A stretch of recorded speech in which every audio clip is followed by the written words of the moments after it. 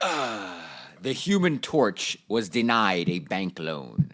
The Human Torch was denied a bank loan. And here I thought that he got his beautiful radio voice from gargling semen, but it turns out he's a psychopath.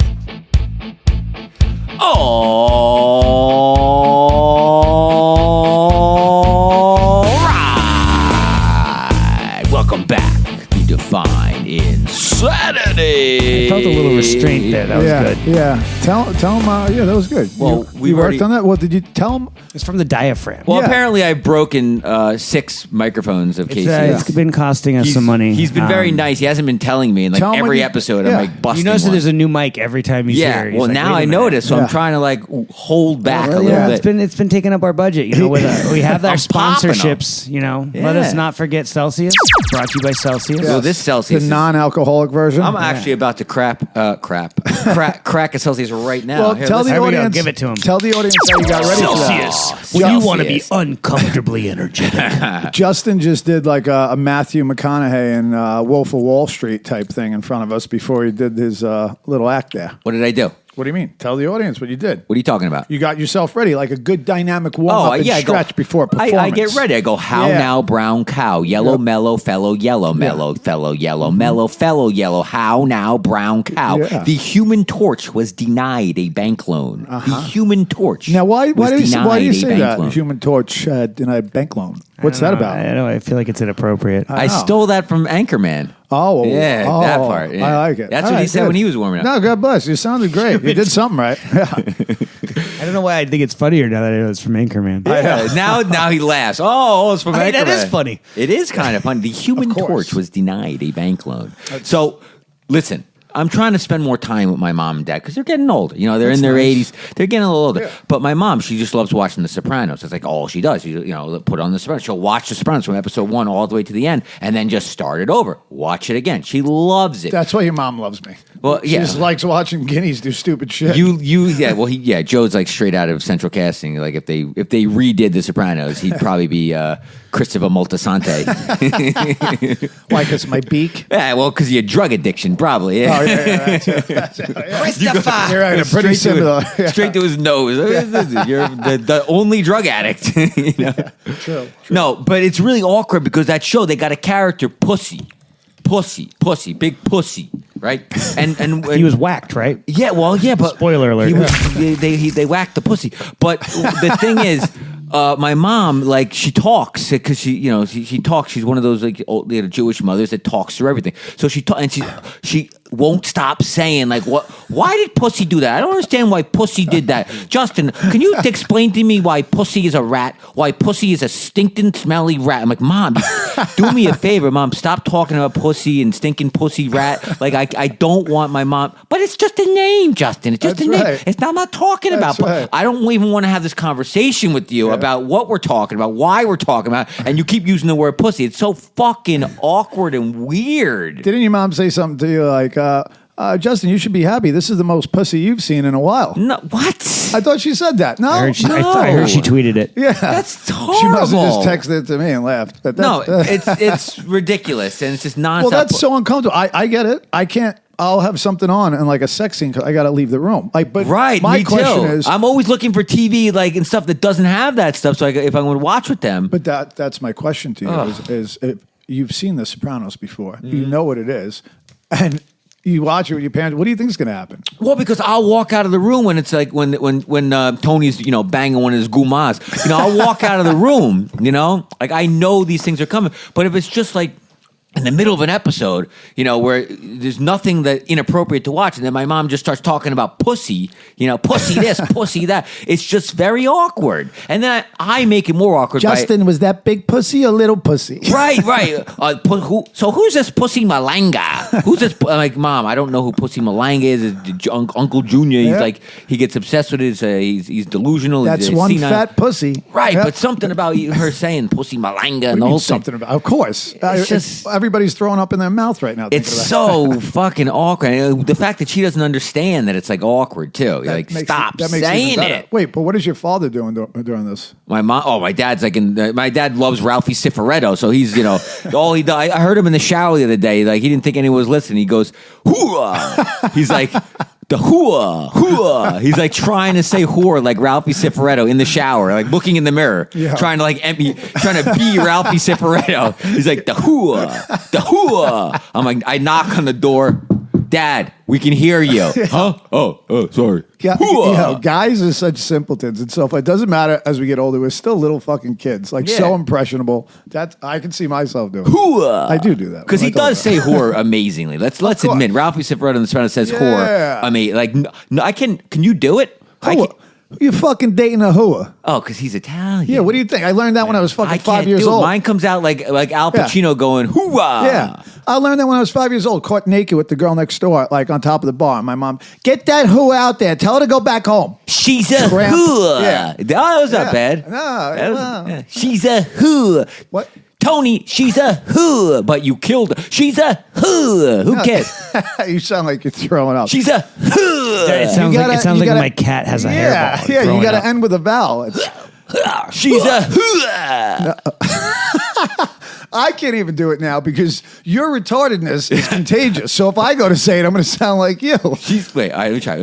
Hey, look at me. Look at my lips. Yeah. She's a fucking hooah. Ooh. Yeah. I felt that one. You see that? So you got to close your lips like you're about to whistle, and then the last second, open them up. Joe, look at me.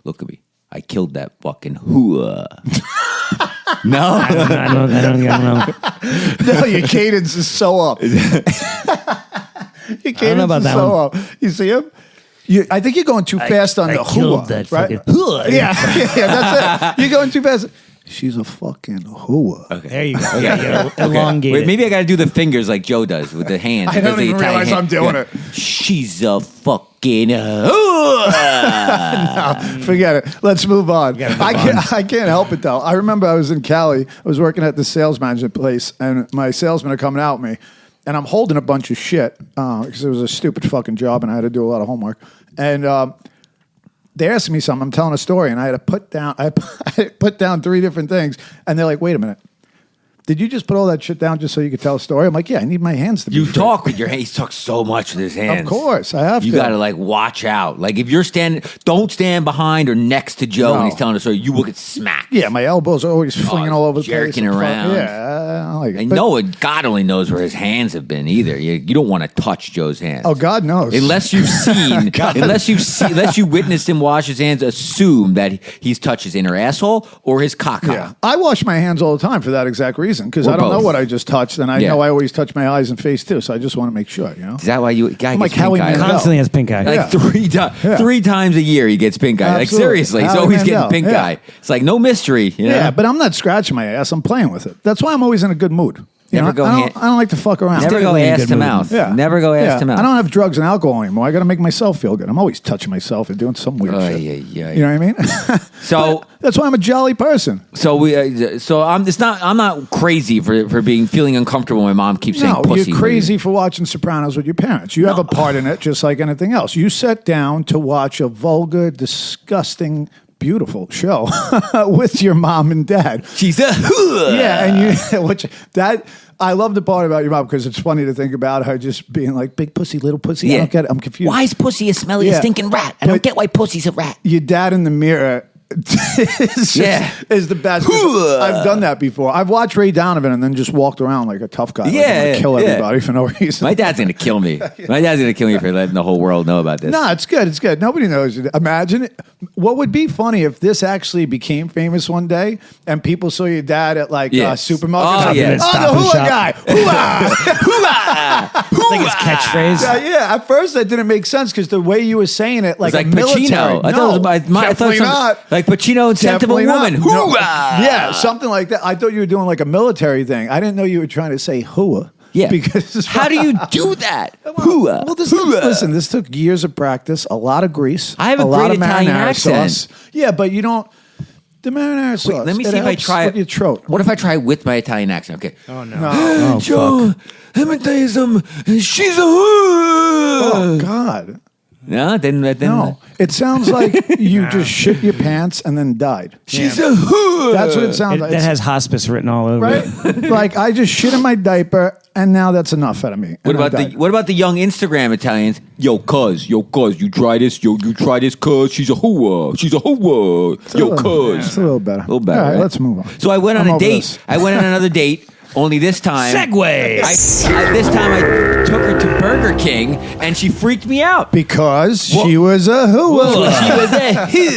No, I took her to Burger King, right? And the order freaked me out because I get obsessed with certain things that people do that freaks me out. So she's telling me she doesn't want to eat a hamburger because she wants to be more vegetarian or whatever like that. So she orders the Impossible Whopper, which is disgusting, made with seed oils and poison, and it's not. Was this a first date? Well, of course it was, yeah. So she orders that, and then instead I of want to get her on the show and hear her side of this, where she's like, "This guy took me to Burger King." Well, I'll get to why I took her to Burger King. Okay, It wasn't. go ahead. I manipulated So the whole you situation. ran on Let's talking- have her on. Come on down.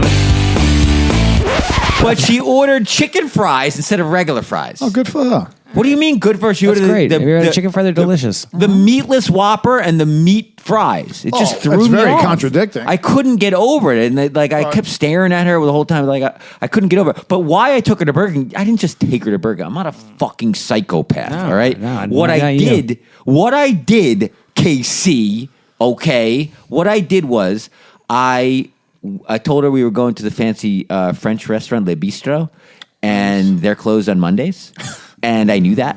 And I took her. Premeditated. Yeah. So I said, so it made me look like I'm taking her to this fancy, like this nice French restaurant, and I was like, wear something nice because we're going to this fancy place. And then when we get there, we pull in and the door doesn't open.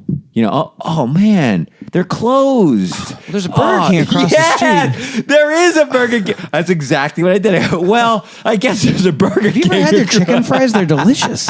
And it fucking worked. The Impossible Burger is amazing. It worked. I got credit for being like someone who's going to spend a shitload of money, and I only spent like $27 or something, which is a little too expensive for Burger King. But yeah, Did you ever comment on the fact that she ordered chicken fries and a fucking Impossible Burger? no, I just stared at her. I didn't want to say it. I didn't want to ruin Now I definitely want to hear her side of the She story. was- She's like, she's- this guy took me to Burger King and he stared at me. Well, she was really hot, so she could order like whatever the fuck she wanted. You know what I mean? Like she could order chicken fries and a veggie burger, whatever the fuck. I don't care. Yeah, Like, but you put a cap on that, I'm assuming. She couldn't really order anything. well, no. Well, I'm not taking it. Anything on the value menu. I mean, let's be real here. You As long know? gonna as it's take got a this- number by it, she can order That's it. right. I'm going to take you to this expensive restaurant, but once we get to Burger King, you got Could you $20 imagine? limit. Now, how do I do the second date? Do you think it would work a second time? You can only really go up from here. No, would you think it would work a second time if No. we go to a different place? Find out what another expensive restaurant that's closed one day a week and take her there and go, oh man, The darndest thing. I think she picked up on that already. No, she didn't. No, she didn't. She's not smart. She's not smart. She's very I hope dim-witted. she's listening to the podcast. No, she's very. I didn't tell her about She's the very podcast. pretty. She's very not pretty, smart. very dim-witted. yeah. Stereotypes. She thought she was eating vegetarian. She ordered chicken fries. Okay, this is how smart this woman is. She's like, I'm eating vegetarian. She ordered chicken fries. She just thought. And yet he's still talking about the second date. Well, there is going to be a second date. She's been texting me. Yeah, I got a you up at 3 a.m. They still do that. Yeah, huh? Tell me more. Not I've just been married for not, years, Not just so- a you up with 3 P's. See, Apparently that means something. What? If a girl sends you something, a text, and they end it like the last letter of the text is multiple letters. Apparently that Any means letter? something. Yeah, it doesn't matter. Or does Whatever. each letter represent something else? Dude, like, hey, how are you? So the you, the Y-O-U. The U would be like 3 U's. That means something. That means like I want to bang you. oh, so you up means a you up You up, pussy, P-P-P-P. pussy, something like No, that. no, that doesn't Penis, mean, pussy, no, pussy. It's not Yeah. code for other words. Well, P is code for no, pussy. it's not. What? Ask your mother. Shut the fuck up. can't be. I should never have told you guys about this. Ask your mother. That's hard. The way he said that was so fucking crude, right? That was- you got the Italian out on me by all this. You know what he sounded like? He sounded like Ask your sister. He Ask sounded your like, mother. he sounded like Ask your mother. that Instagram guy, Cuisine, the food guy, Cuisine. Like, Take care, comb your hair. yeah. Basically a salad. That's I what he fucking love that sounded guy. like right there. It's got sesame seeds on it. Basically a salad. This roast beef is delicious, just like your sister's pussy. Oh man, that's great. All right, what else you got? You got anything else before we bring our guest on? What it would do? Well, we covered my mom inappropriately saying pussy too many times. My dad saying No, in the. got it wrong. Yeah. He does it pretty good. No, yeah, He practices you- a lot. I don't think it's better than that. We got the Burger Queen in this. Yeah. Well, she's smoking hot. Yeah, good. Yeah, Yeah. Got a We weird. will, But not we will too continue bright. to call her the Burger Queen. Yeah, but not too bright. There's sacrifices we all have to make. Yeah. You know. Nobody's got it all, man. What else you got? You got something else? I think that's it. Do you want to just bring on the guest? I think so. That That would be beautiful. If he's still up there in the green room. I know he might have left after all the hooah. after all the burger, impossible burger and pussy talk. Or the girl thought she was eating a vegetarian I get it. meal. I I get didn't. it. I I didn't get it. correct her. It would have been better if she stuffed the fucking if she opened the burger and put the chicken fries right in there. Well, she's not an animal, Joe. It's probably delicious. Something- though. She I ate know. it. That's She ate why it very daintily. She good. nibbled her way through it. She ate the whole thing, but she wasn't like she was like a girl I could like definitely go on another date with.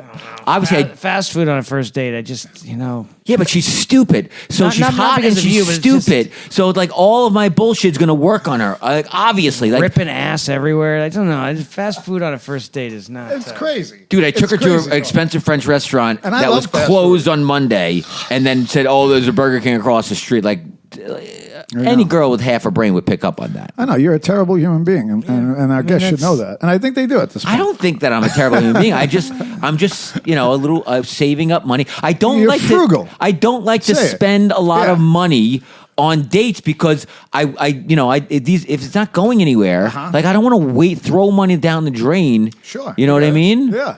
Yeah. I'm already spending enough money on enough things. I don't need to be. You know what my dating bill would be if I didn't do like pizza and burger and these tricks and all that. It would be pretty high. It would be Why? How many dates do you go on a year? like I would say 2 a month.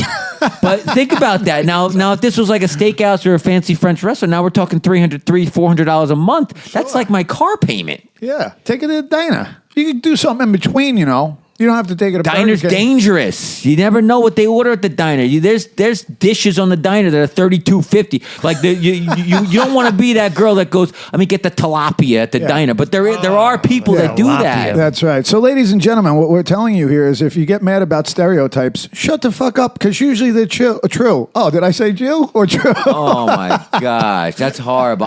First of all, I am a Christian.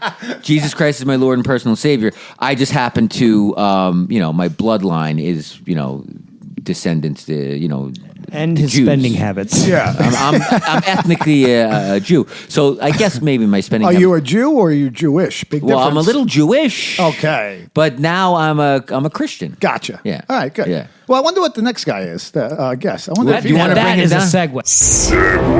That's a segue. Do you want to bring him down? Absolutely. His name is Hola Mike. I love it. Hola, Mike. Is he Hawaiian? I don't know. He might be. Let's find out. Hola, a Mike. Hawaiian Jew. Do they Is make he a those? Jew? Do they make Hawaiian Jews? I don't know. I think they Let's do. find out. Let's All bring right. him down. Hola Mike, come on down.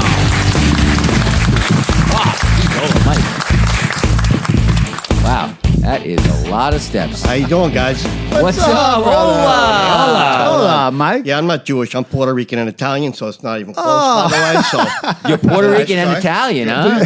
the green room, that was interesting. Did you like the meat sticks? No, well, the cheese was the same color as the name of the room with the stale crackers and everything. So That's an aged it worked out cheese. pretty. Yeah, well, So, Mike, Find dairy product. Yeah. you're half Italian. Yeah. Did you hear this idiot yeah, trying to say? hua. It's a fucking hua. Yeah. Oh, yeah. how do you That's guys good. do it? Of That's course good. it's good Yeah, because it's this. Am I the only natural. one that can't do it? Casey, can you do it? I'm Armenian. No. He's yeah. He's like, I'm not even trying. Hoorah! It's a whore. Like a military fucking combat officer. He's a hoorah. I don't want to say anything, but paying $10 for on a first date, does that get you laid a lot? That's a good question. Very good. I'm running around 10%, which is not bad, Yeah, that's pretty good. That's actually a very good question. 1 out of Did 10. it work? 1 out of 10 is not bad. Yeah. 10% more than I'm. Okay. Yeah. And then Okay. Just saying, throwing it out there. I have better months than others. I'll go through a dry spell and then I'll get a hot spell. But I would say on average about 1 out of 10. Yeah. Maybe. He's batting 100. That's right. Yeah. And he's keeping his cost per lead low. Absolutely. Which is That's important. actually- that's a good way to look at Shitty it. closing percentage, but I would the love cost to per- My know, closing though. percentage is not where it could be, but that's only because I put zero effort in. I have an idea. Okay. We should do So what's we the should do a point? GoFundMe exactly. to raise some money and do a little research to see if his spending goes up. That's a does great his idea. batting average go up? That's a great idea. So, like, if he starts spending, let's say, $50 instead of 10, does that increase? Who's funding his- this venture? Well, I'm not Our only down. that- listeners will. We're Not going to only start a that, GoFundMe for and Justin. then we can take it a step further. This is like a science project. If she's a social putting experiment. out though Wow, for money, social doesn't that experiment. make her a whore? Yeah. See, Yeah. that's the thing. Wait, hold on a second. But we could do that, right? Where all right, now you're paying more money, taking them out. Now we look at the closing percentage, and then we look at the cost per lead to see what works out to be Right. most efficient. Because we Right. know you are a little bit frugal, and you want to do the numbers and make sure you that spent more, the not frugal, ROI, I'm would the smart with return money. on your the investment ROI is be there. better? Exactly. You guys are really getting behind us, huh? Yeah. Go ahead, I'm listening. So let's do it. Fine. But I need some funding for this venture. I'm We'll not figure it not out. funding this venture myself. That defeats the whole purpose. Our audience will fund it. Yeah, I They say we're going love to do a this. GoFundMe. Yeah. Our listeners will do it. Do you want to do it? 100%. How do you do GoFundMe? Well, You we just, have to like, make say, sure hey, you're going out on GoFundMe? dates. Like every I time think you pick up a need girl. a legitimate cause. but Yeah, I'll you bring have you the to- It's receipt. usually for sick kids, You but I have mean, to- I'm sure they'll make some adjustments. That's right. I'll And bring your receipts. You have to get like a dash cam or something so we can prove it's actually happening. So you're telling me I could film everything. I could actually Like take everything. these women to the French restaurant when they're open Yeah. Yeah. You instead can of actually waiting go for on a them date to be when they're closed? open. Yeah. Wow. That's Let's try it. I would love this. All right. We'll what do they call it? We're gonna spitball it. We're Yeah, gonna yeah. We'll come back. We're gonna to this. workshop it. Yeah. But That now, sounds good. talking about money. Yeah, there we go. Since we're on the subject, I was told. There's compensation for That's this. what I was told. Yes. I don't know. Is that true? Or you're looking at me like I'm crazy. Usually we pay our guests in cured meats. Yeah. And cheeses, Okay. You but, got your payment in the green room. Yeah. Now, Wow, that's what do you think that fucked up. cheese Okay, was? all right. Casey has like an 11-year-old pair of tennis shoes in the That's- back. They're- What they're, size are you? You know, 10 and a half. All right. all right. Well, you know, Well, you could fit into an 8. Yeah. You'll squeeze. it'll fine. Whatever works. So, Hola Mike. The first thing I want to ask, obviously, I want you to introduce yourself to the guests and stuff. We'll get there. But why do they call you Hola Mike? Because one day at a fucking AA meeting, I said, "Hola, my name's Mike. I'm an alcoholic," and it's just fucking stuck. it goes. It's real simple. Typical So, drug addict. yeah, whatever it is. There's other things they couldn't be calling me, so I like it. I'm okay with that. I love I'm okay it. I'm okay with that. So, Mike, usually what we like to do is just take a few minutes for you to just talk to us and the guests because I've seen you around a lot, love seeing you, always have a smile on your face, always light up the room. It's just fun, right? But I Randy don't recommended him. That's right. Yeah, you're a fucking Randy Randy. recommendation. Yeah, Hey, Randy. Randy Randy. rec- Throw him right Randy's under the one of bus. our one of our guests that we've had on the show before. He's like, you gotta, Hola Mike, I got the man. I got the man for your next And then podcast. He left him in the trenches taking grenades. Yep. This poor He guy. was supposed to show up here. He's supposed to show Yeah. up. He's supposed to drive me here. Yeah. 0 for 2. Yeah. It's just like Classic he's Randy. just sending me to the wolves. He's just fucking Classic. This is a weird place to be without support. leading me to the Some dude's slaughter. basement on Long It's all Island. right. I'm going to be okay. I'll be able to handle it. I think so. So usually what we like to do is just take a few minutes, introduce yourself to us and the guests, just kind of like where you're from, what your family life's like, what your childhood was like. Just catch us up to speed a little bit. Okay. I'm 35 years old. And let's see, I grew up in Island Park, and I had a good upbringing. It wasn't, I had no trauma or anything like that. Mom and dad were loving. I had a good family, which is like, how did I end up who I am? But whatever. That's a whole totally different story. So I grew up in Island Park, and I started, I was good in school, and I started drinking, smoking weed when I was like 13. And I remember my first drink was Southern Comfort, which is fucking, I'd like to meet the guy who first brewed a batch of Southern Comfort and said, let's sell this. This tastes fucking good, because he's out of his fucking mind. Anyway, so it tasted just as good going down as it did coming up later on. It was interesting. I did that for a little while here and there, and then I had a boat accident when I was 17, where I was eating Quaaludes, which shows you how old I am. Eating Quaaludes and drinking and smoking. Yeah, Aurora 714. And I had an accident, and I had brain surgery and meningitis, and you'd think that would stop somebody from drinking, but as soon as they told me I could have a glass of wine with dinner, a year and a half later, I was off to the races. Yeah. I went to college. I went to cooking school. I went to a really good cooking school, Johnson & Wales in Rhode Island, and I graduated, and I never did anything with it until years later. I actually think I should have like 3 restaurants by now, and whatever. I can't think about woulda, coulda, shoulda. So, Why, you're a good cook? I'm a really good cook. That's awesome. Yeah. Well, I think I am anyway. So let's see. And after that, I came back to Island Park because the school was in Rhode Island. I came back to Island Park, started attending the bar, and I thought I had arrived. I thought, I gotta be honest, I thought I was the shit. I had coke in my pocket all the time. I had money. I had the apartment. I had the girls, your car, and everything, and I thought life was good. You were bartending, doing coke. I was making you had the girls. Plus, Life was good. It was good. Bartending, you're behind. You're like it's on like stage. you're on stage. Yeah. That's a thing. Tom Cruise and cocktail. Yeah. Were you flipping bottles? Were you that kind of just bartender? about to ask that. No. I was out shooting pool and playing darts while I was working and stuff. It was good. Nice. I had a job. I didn't have to be there until 7 p.m. Life was good for a while until I started one day. Somebody introduced me to that White Rock. What's the White Rock? You How guys about your know. boy? You guys fucking Crack? Yeah. You guys know. And that shit took me to my knees. And my life just went downhill like in a fucking hurry. And I was in a dark place for a long time, many years. I could never have anything nice. All the money I had, I spent on that. It's fucked up my relationships. Cracking. Yeah, my whole life just fucking flipped upside down. I never did the crack. Did you, Joe? Yeah. And I smoked crack 3 times. Yeah. And it was almost like an ego thing. Like, what kind of drug addict would I be if I didn't Right. try crack at I this know. point? I'm I tried disappointed in everything else. myself, to be honest. I wish I'd never tried it, but No, of course. I wish I didn't try heroin either. But Yeah. it's fucking, but I got you. no, but okay. So how old are you when you? Because I want to go back a little Go bit. ahead. But when you got introduced to crack, how old are you?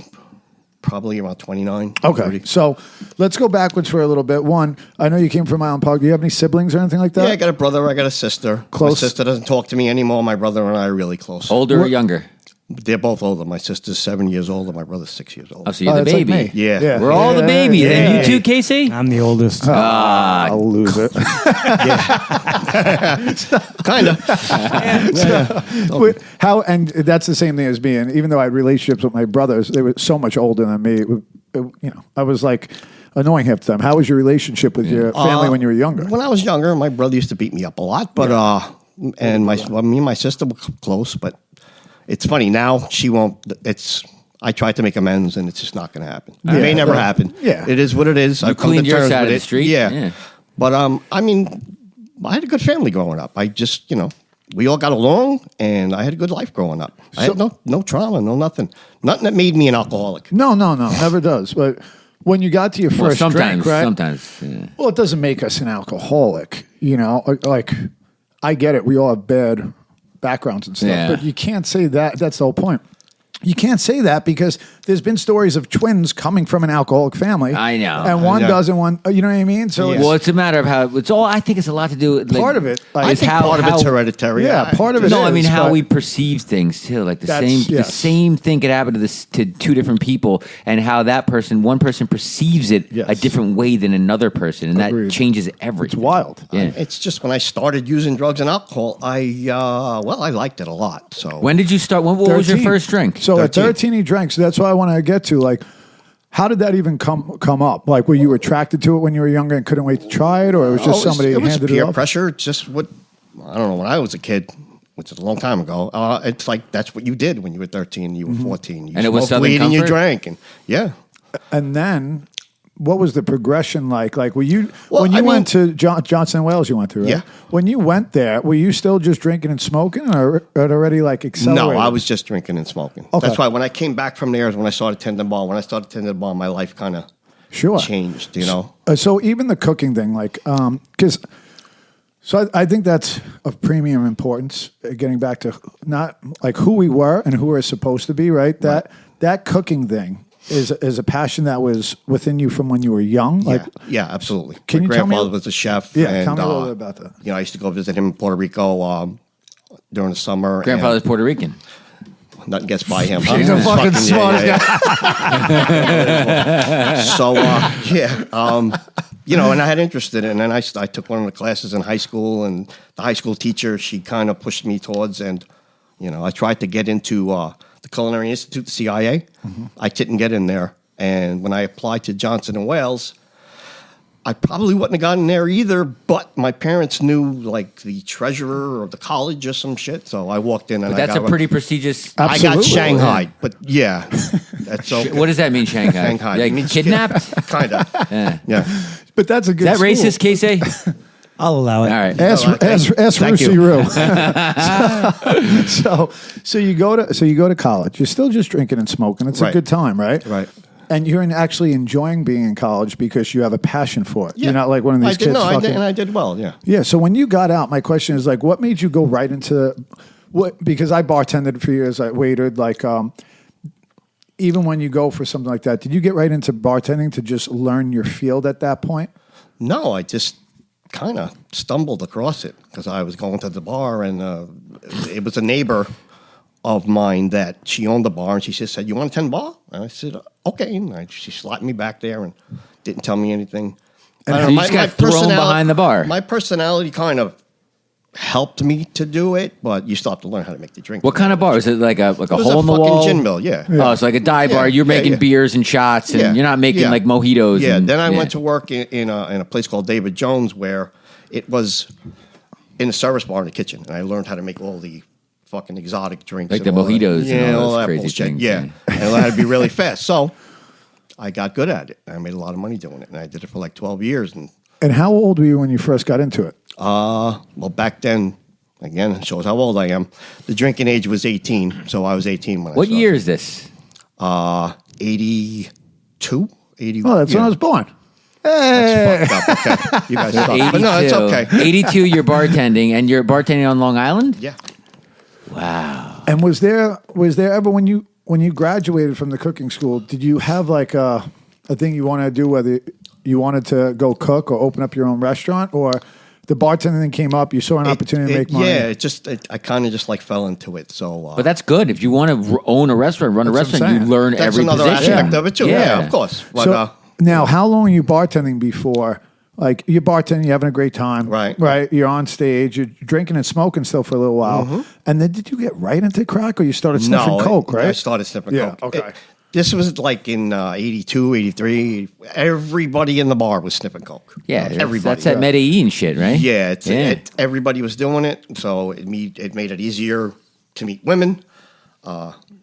You know, because if you look at me, fuck you. Anyway, No, cocaine is like it made it easier. It does just things, did. yeah. You know, and I did that for like just the alcohol, and I smoked weed a little bit, alcohol and the coke till like 90, 91, 92. So 10 years of coke Yeah. before you tried crack. Yeah. Would And- the coke just lose its feeling? You're like, I need to tell up you it. what I need though, to up it. once I started smoking crack, if you gave me a little bit of coke, You turn it into crack. I tried to.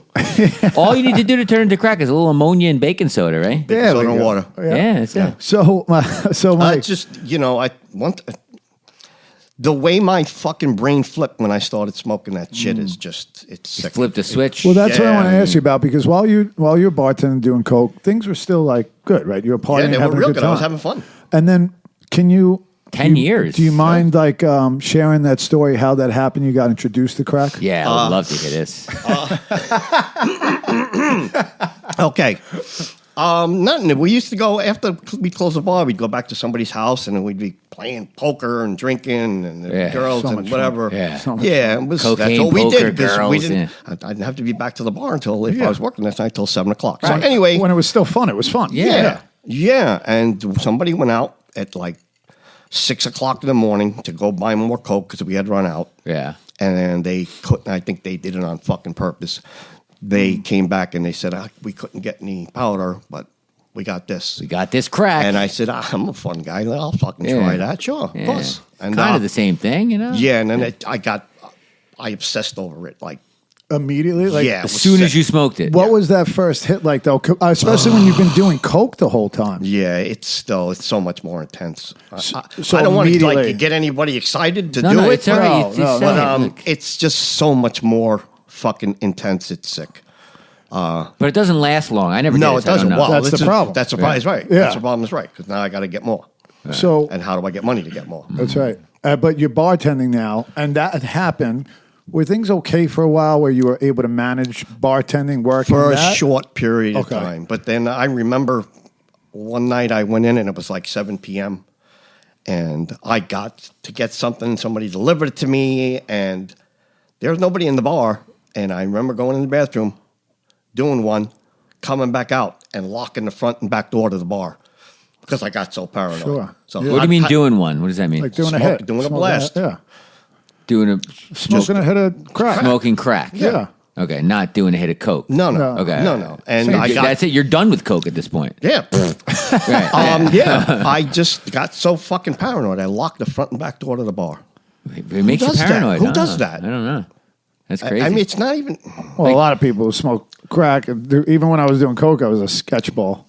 I mean, I've seen people take a hit of crack, Yeah. take their clothes off, and fucking. Yeah. I've seen some sick shit. I've but- never been around All that knowingly shit. been When I was around doing people crystal doing meth, same crack. thing. You're fucking on edge, dude. Yeah, it's sick. It's Yeah. sick. And I've heard, and I've never done it, but I've heard shooting it is even more. Oh, intense. yeah. I've But- heard, yeah. Yeah. Shoot the But crap. yeah, so So that was how old now? like 30, 31, 32. And how much longer did you last at that bar while you were A couple months. couple months? Yeah. Right. This is the 90s now. We're in the 90s. Yeah. Yeah, 92, 91, 92, some shit like All that. right, wow. 93, whatever it was. yeah. So this is right around the time of Bill Clinton becoming president, and you're just on a crack bench. And Yeah. he was getting blowjobs. Yeah, Right. Go ahead, yeah. That's pretty good. I want to make it. We say it like this so the listener can visualize it. Well, he yeah. just lied. Yeah, He got yeah. caught. That's what happened with Bill. Well, He's a yeah, fucking that's idiot. it. But it's I'm just saying, like, yeah. Time-wise, yeah. time-wise. So you're 31 years old. You got fired from this job. Now what? Now what do you do? Let's see. I started working for my dad. He had a video duplication company in Manhattan. Quick question. I'm sorry to cut you. You still have a good relationship with your family at this point? Well, mom and dad aren't with us anymore. But No, I'm saying Yeah, at my- this your point, brother- at my 31. brother. Brothers and sisters. Oh brothers no! and At that sisters. point, At, yeah, at 31, when you start it- working for your dad, yeah, you don't know anything like that? It was okay. Okay. But when you start doing that shit and then you steal, then you start stealing, and then you're driving drunk, and you're doing all types of shit, and then the family starts to see it. They start to see you're going downhill. Yeah, Then of I'm course. lying to them. I'm 37, 38. And you're working for I'm- your dad right now. Yeah, and I'm Yeah. living in the front apartment of his house. Understood. It's just I started to take hostages. They wanted to help me. They didn't realize they were enabling me. they never So I just it Did just you kept, manipulate the situation? absolutely, Yeah, Of course. absolutely. Love and hope Yeah, is like, Yeah. it's difficult. and Yeah. I wasn't that guy that would go out and like rob a store or anything like that. I never Yeah. had the balls to do that. So I was more I'd rob Family. mom and dad. Yeah. You know, Right. I did the ninja thing in the fucking in the bedroom. Sneaking You'd over. sneak in, Yeah. yeah. My father's 63 at the time, and he's sleeping like a fucking Log. yeah. Anyway, so it really didn't matter, but I just felt good doing the ninja thing, and it just got bad, and then the arrests start, and then the rehab start. What was the arrest? What was the first arrest? The first arrest was for possession of crack possession. cocaine. Yeah, we got set up. Whatever. That's a whole different fucking story. Then the DWIs. I got a couple of those. I drive from Island Park to Long Beach, and the cops knew my car, and it's just fucking sick. And then they're pulling you over left and right, and you're getting arrested for this and for that, not being in the wrong place at the wrong time, the DWIs, and then the rehab started because of the arrests. Oh, so instead of jail time, you would do yeah. the rehab. Yeah. They gave you the option. Yeah, there's no gangsters in fucking rehab. No, so There's just not. There's a It's few. not- no, it's There's not a few that thought they were gangsters. yeah.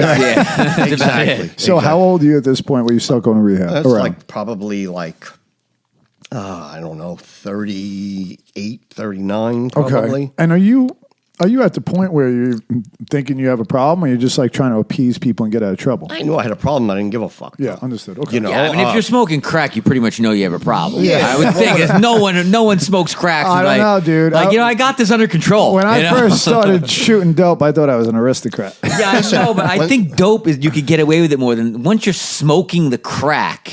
I feel like What do you mean? because I like don't know. pipe, like a old man fucking reading, or listening to Beethoven, reading a I book. don't know. I smoking feel a- like you could No? function more under using On heroin than you can with crack. No, No. Who the fuck?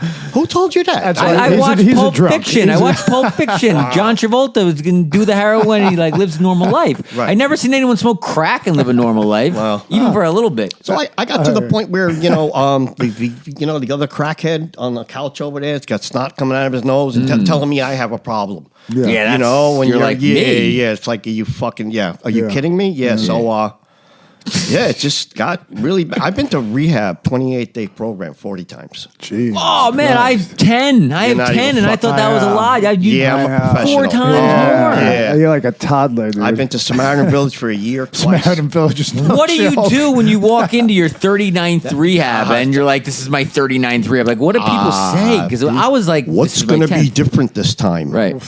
That Me? question? Yeah. It doesn't matter where you go, what rehab. First of all, rehabs aren't fucking recovery anyway. Right. But They're it gets you they're- away. It gets you, Yeah. pushing you in the right direction. Because Yeah. back then they didn't push AA in the rehabs. Actually, the Samaritan Village and the TCs, after about a year, they would give you drinking privileges. Wait, what? Like they didn't have a clue. They didn't know. They had no clue. They're like, you're cured. You could go back to drinking. Yeah. Yeah. You're Don't- cured. Just don't smoke crack. Right. Yeah. Exactly. Well, And don't smoke crack that much. Yeah. You know. And for smoke anyone, it socially. yeah, and for anyone, yeah. like, listen, when you find your drug of choice that really brings you to the fucking devil's door, we all try and mess around back. Well, maybe I could drink. Maybe I could smoke weed. The problem is, it's pushing a button. Right. Yes. But it's not pushing the button you want. So hit. you're going to push your own. That's button. fucking right. Yeah. It's only a matter of time before yeah, you're like, I'm doing absolutely. this already. Absolutely. It feels all right, but I really know what I want to fucking feel at this point. I know the button I want pressed, and I'm going to do it. Right. And it's So, the same yeah. story every time. Total abstinence. It's just for me, alcohol. Alcohol was enough. That was a thing for me. Like I Yeah. started drinking because I wanted to stop doing MDMA, ecstasy, those pills. But once I started drinking, like from then on out, Over. like it was you get always enough. Yeah. Like I could have not Well, done you got anything else. and obliterated just drunk drank. every Well, yeah. You basically got LSD drunk. Right. Drinking a pint in one sip is Me, it's the a opposite. different type as of soon drinking. as I start, yeah. if I had a drink, a shot right now, Of I'm done. course. Yeah. I'm cracked out in 2 hours and Yep. fucking Right. homeless and yeah. So. Yeah, Right. and that's the thing. But so you first start going to these rehabs around 38, 39, right? Is there any point in any one of those rehabs where you're actually giving a shot? When I know early on in Samaritan Village, but did you have any experience? I know this is when we actually try, we get sober because we put 100% effort Right, in. right. But when we look back, thinking like back then, we're like, I tried. So when we look at those times where we think we tried, was there anywhere you had There was- some abstinence? There or was some actually one time. This was like one of the first times I went to a program, and I came out and I was living in a sober house up in Schenectady. So that's taking it seriously, going to the sober house. yeah, Or and were you I, forced to go to the sober house legally? No.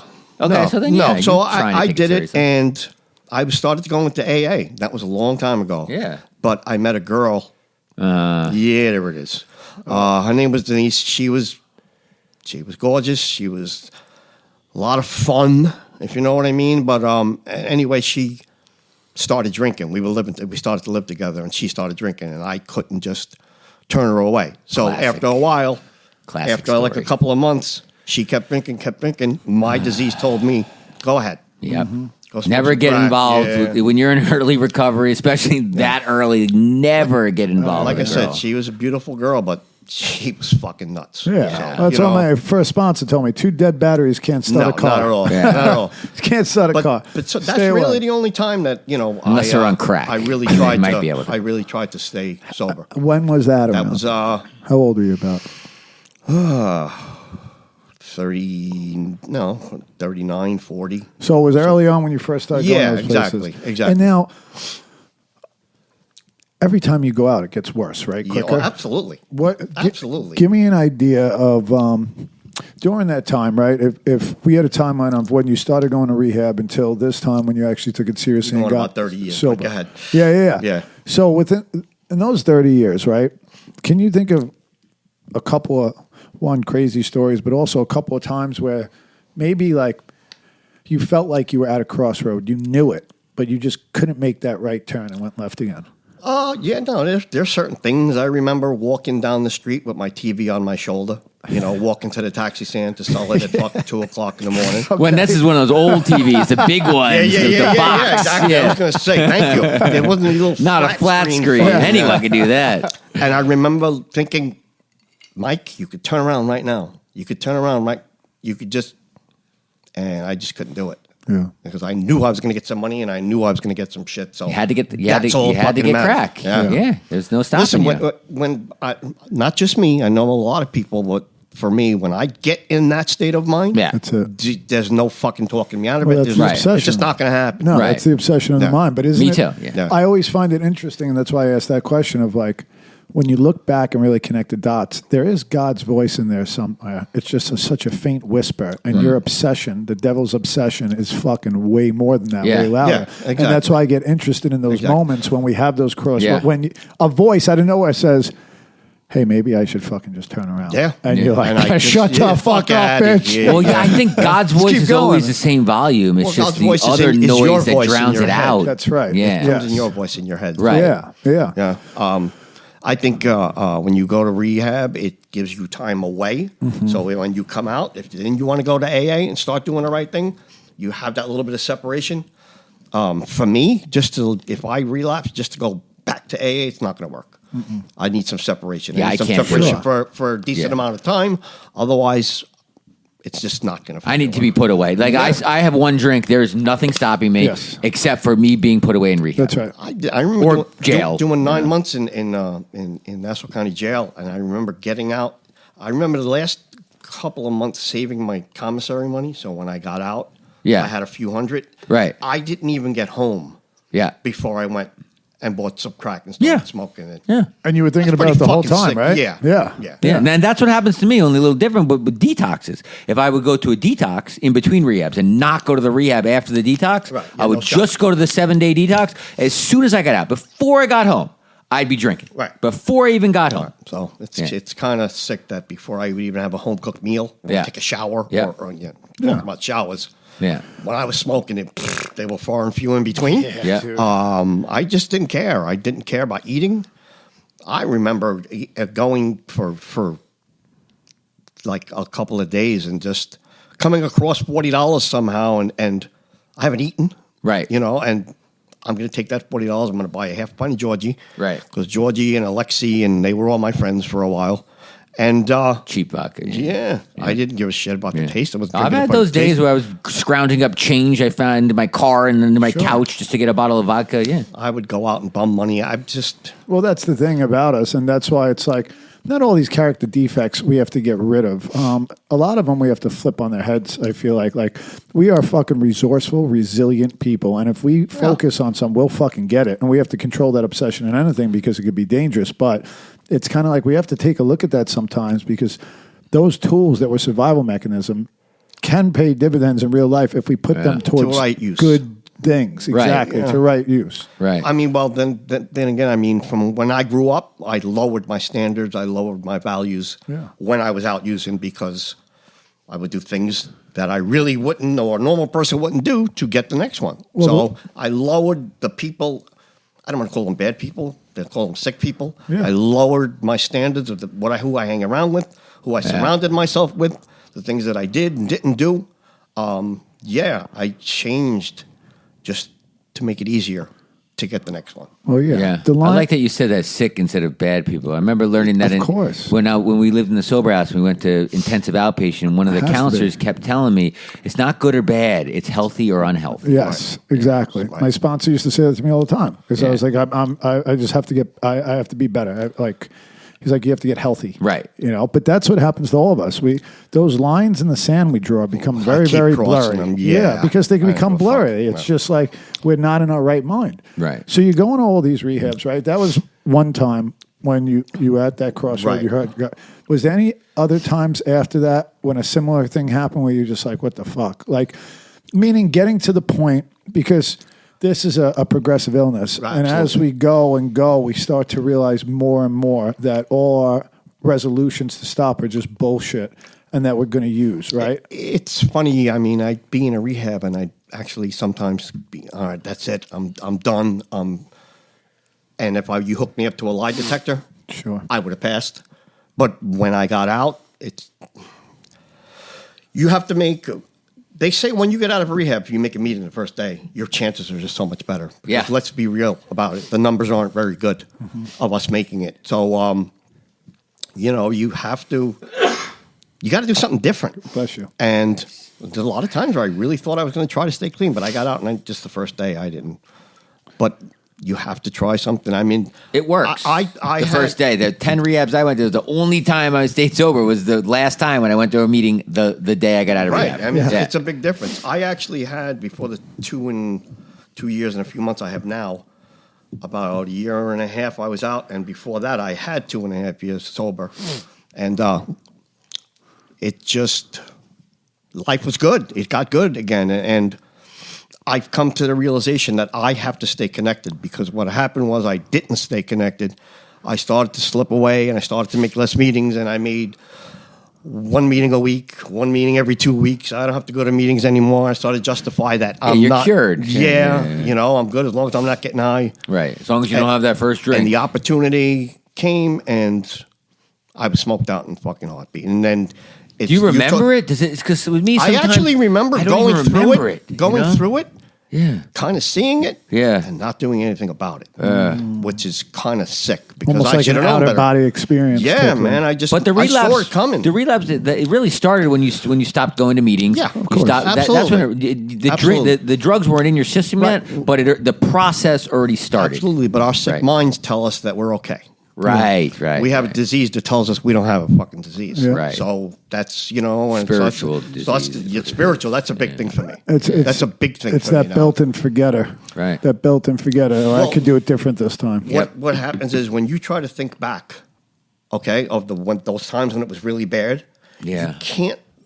you can't pull up those feelings to feel how you felt then. Right. You just can't do it. Right. It actually says it in the big book. Right. But the good stuff I could pull up like that. Yeah, Yeah. I exactly. could, all the good memories, Exactly. all the great times, Right. they're easily accessible. Right, right. Boom. Yeah, 1, 2, I 3. think that's so important what he Yeah. said though about those feelings coming up Yeah. and understanding the depth of them. It's Yeah. amazing. Yeah.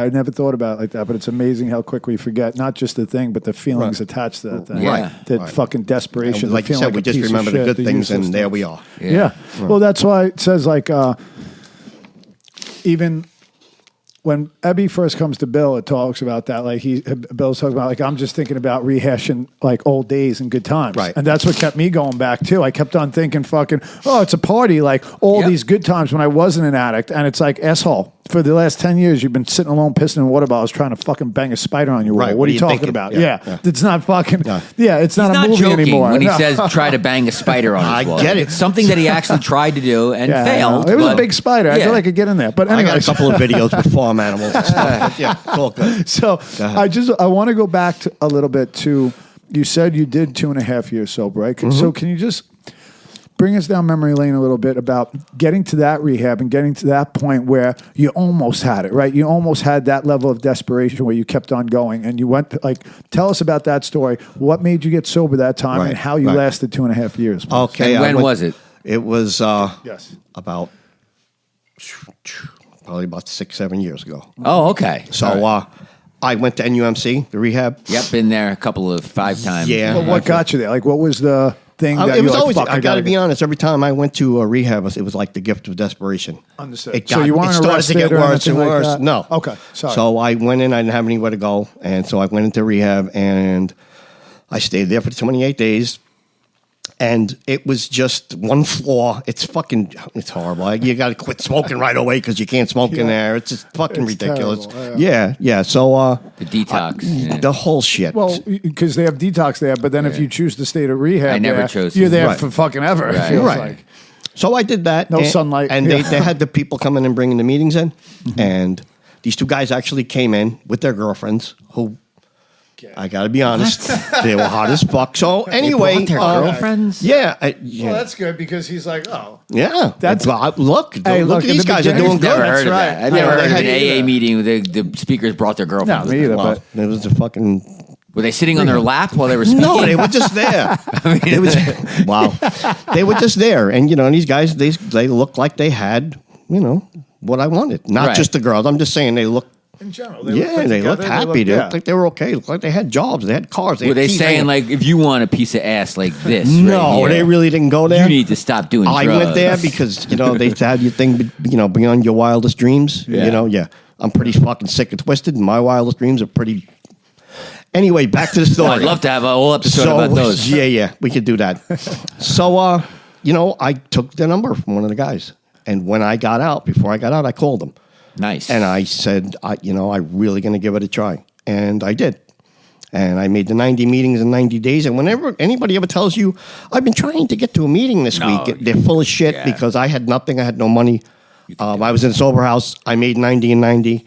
I got a commitment. I got a home group, and I did the whole thing. How'd you do the 90 and 90? Did you always have a ride? Did you take the bus? Did you walk? If you ask people, when you go to meetings, you try to meet people. Yeah. Network, whatever you want to Yeah, call it. it's so important. Yeah, That's what I tell and everyone. you'll get rides. Yeah. That's what I'm saying. When people say, I tried, no, you didn't. Yeah, that's why they say be the first to get there, help And- set up, and last to leave. help. Yeah. That's how you talk to people out a little bit differently and develop relationships and Meeting before the meeting, meeting And, after. having the commitment is something Yes, that makes you commitment. go to a meeting when Yeah. you really don't feel like going. home group commitment, the whole thing. Yeah, I did the whole thing. And diner. Right. But what I never did was, and I realize it now, I never started to take anybody through the steps. So you went through the steps. I went through the steps. and you were thorough. Yeah, but I was okay. But you need to start. You need to help other people. That's That's what right. this is all about. Well, yeah. You need to give it back. I need to help anybody I can, anytime and any day, and that's how you get better. And I didn't realize it back then, so I never did it. And something I'm doing now. I have 3 sponsees. Well, that's the So important. I don't think It people, really is. I don't Every think part of people it is realize important. is one of the biggest things that fucking keeps us in the depths of hell is that feeling of uselessness. Yeah. Like we don't belong. We don't know where we fit into this world. What is our part to play? We can't fucking figure it out. And all of a sudden, and that's why, and it happens to everybody. It's happened to me. You sponsor guys, things are going good, and all of a sudden you think you don't have time, and you forget. One of the main reasons you're sober today is because you feel like a useful person. Right. Yeah. And Right. and that is one of your uses is to stay sober, the primary one, and help another alcoholic. And we don't give it its credit it's due. And it's real important. And Build up that self-worth, It feels good. Yeah, it feels good doing it. Yeah, because you're being useful to Yeah. God, to yourself. Like, and I'm it's not like- doing it to get anything back. That's right. You're I giving just it away. know it's going to help me, Yeah. and it's the right thing to do. But you are So I getting do it. stuff back. Yeah. You're getting Yeah, your but that's self-worth not why back. you're doing it, though. Yeah. But you're doing it just because it's Right. the right thing to do. Right. And it all works, and then it Integrity. all works That's together. right. Yeah. And so you that 2.5 years, did you? Obviously, you came out hot out of the gate. You went through the steps pretty fast. Obviously, you were thorough, but Yeah. Well, I went through the steps. And I Like was okay. I within thought a I was year? okay. So- yeah, within about a year. Yeah. So let me ask you something. When your sponsor said, "Hey, the only thing," because most sponsors do this, maybe yours didn't, but like when you're through these steps, I want you to pass along to someone else.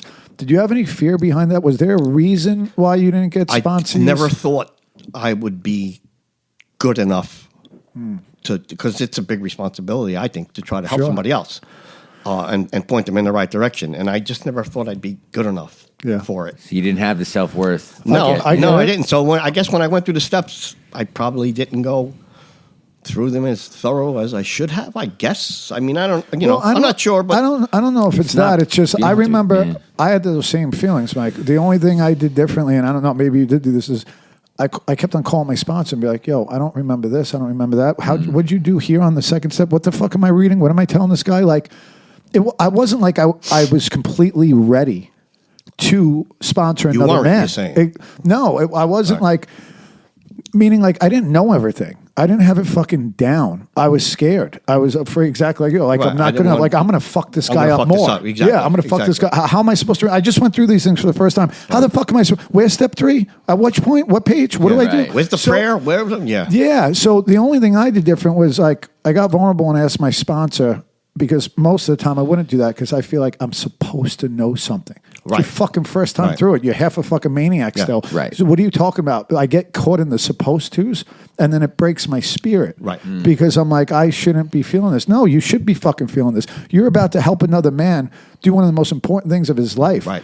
And you need help for that. So I had to call my sponsor, and he walked me through it. Not the first time, the second, the third, Right. until it started to make sense. And I gained the confidence of, because it's my experience with these steps. Yeah. I'm bringing them through the way my sponsor told me, because I could only give away what I was given and not make Correct. shit up from Correct. YouTube. Yep. However, it's my Yeah. experience.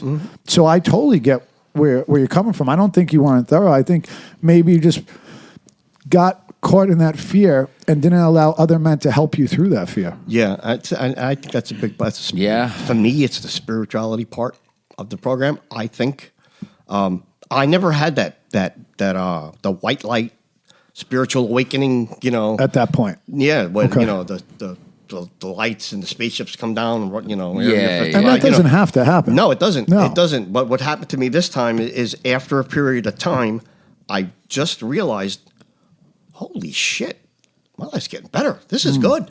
I'm going to keep doing this. And as you keep doing it and you get better, getting better, it kind of snowballs in a positive way. Yes. And I started to feel better.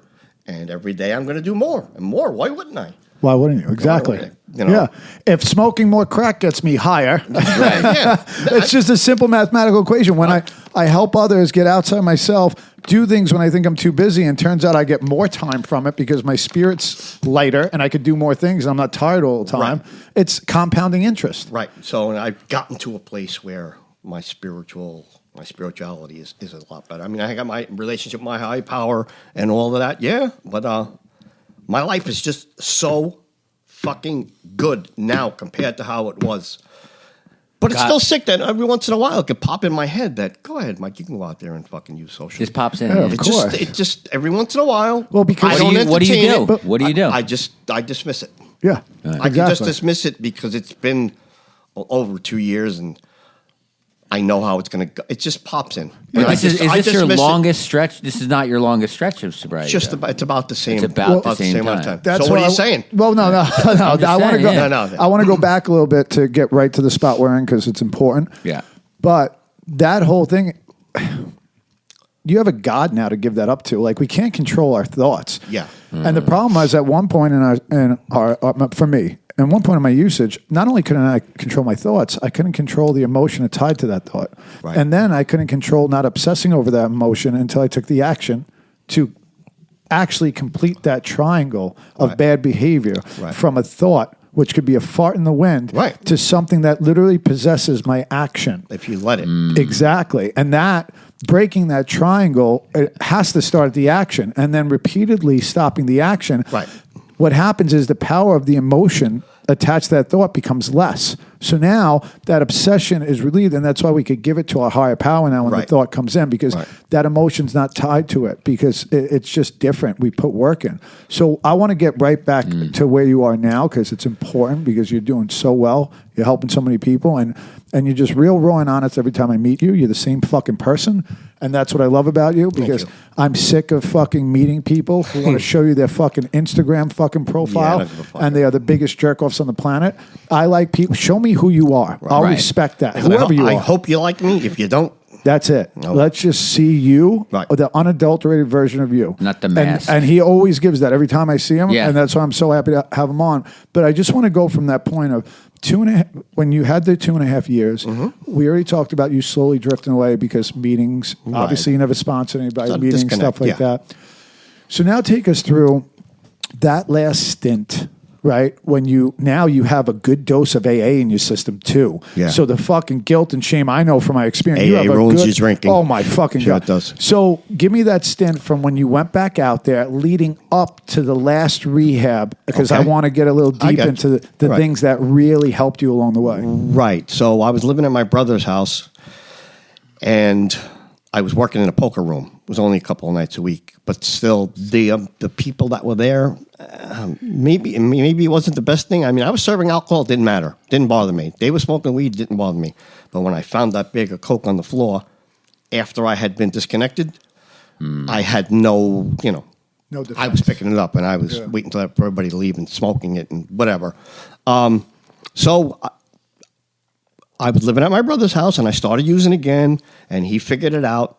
And the deal that I had with him was, he said, if you start using again, you got to leave. So he figured it out, because you think that nobody knows. Yeah. Everybody knows. Yeah. They fucking know. So he figured it out, and he said, you got to go. So I went to, I said, I can just go back to A. No, you can't. You got to go to rehab. So I went to rehab, and I got out, and I went to the sober house. And I was doing good for a few months and started the meetings, and my sick head always tried to figure out a way that I could beat the urines or it always popped in my head like, oh, wait a minute, they only test you once a week here, and like they don't test you. So I started using, and I was always the one to say, don't use in a sober house, because you're jeopardizing everybody else. Right. It's not fair. And there's always someone using in a sober house. And that was me. Yeah. And I started using, and they found out, gave me a chance. They gave me another chance, which was probably bad. Because then the third chance, that's when they said, no, you got to go. You're out of here. And I went to a place, once again, the gift of desperation. I got nowhere to go. You know, when the biggest choice in my life is which rehab I'm going to go to, it's not a good fucking thing. It's not a good state. It's not a good state to be in. So I went to a place in Brooklyn called Urban Recovery, which was the biggest shit house. And I've been to 40 rehabs. This is the worst one I've ever been to. It was dirty. The food was fucking horrible. The groups were a joke. Listen, when a counselor takes you in a group and says, what do you guys want to talk about? That's cool. But when every group is like that and they have no direction, so the place was terrible. You couldn't smoke there. You bring cigarettes. You actually could smoke 5 cigarettes a day. They would hold your cigarettes for you. You'd have to go out and smoke with the whole house. It was fucking February. It was just fucking, but you know what? It doesn't matter where you go. Right. It matters what you do when you get out. Yeah. And I made a decision that I'm gonna do the right thing this time. I know how to. I have a good idea of what I'm supposed to do. Right. So let's do it. Let's get back on the fucking horse. Let's stop the bullshit. And how was your connection to God at this point? At that point, it was good. It was good. Yeah. That's what I want to ask you. Well, yeah, because two things. Right. Go ahead. 40 times. Okay. Sick. Yeah, but there's a beauty within that, and that's why I want to get to it. Because it's sick. But keep getting back up and you keep fighting. That's right. Yeah, that's fucking huge. I tell people when I share, because I heard the story, because I thought I was a chronic relapser, right? We all think we're the worst chronic relapses. And I heard a story about Thomas Edison, like fucking took him 1,000 tries or some shit like that. Don't quote me on the numbers, because some people say 10,000. Took him 1,000 times. Yeah. And he created the light bulb on 1001. And a reporter asked him, how did you fail 1,000 times and keep going after it? He's like, bitch, I didn't fail. I just figured out 1,000 different ways not to invent the light bulb. Yeah. And that mentality is so valuable because none of us want to fail, and we fucking, all we're doing is taking away learning experiences to get better from ourselves out of the fear of failing. So one of my questions is 40 times, right? At that point, you had to just be in your head, because every time it gets harder and harder to believe, right? All hard work starts with a belief. Otherwise, why would you do it? Right. So, like, where was your mental state before that last stint in rehab? For the 40th time. Because there was 2 ways to think about it. I could think about it and say, I had 2.5 years, and I relapsed. Holy shit, I'm never going to be able to do this. Or I had 2.5 years, and I relapsed. But to get 2.5 years, I had to be doing something right. Right. So let me take the positive out of that. That's the way to do it. And move forward from there. And that's not, and the reason why, that's fucking awesome. And the reason why I asked that question is because I'm interested in that, because I'm always interested, because I get into dark places where I feel shitty about myself and I can't do it.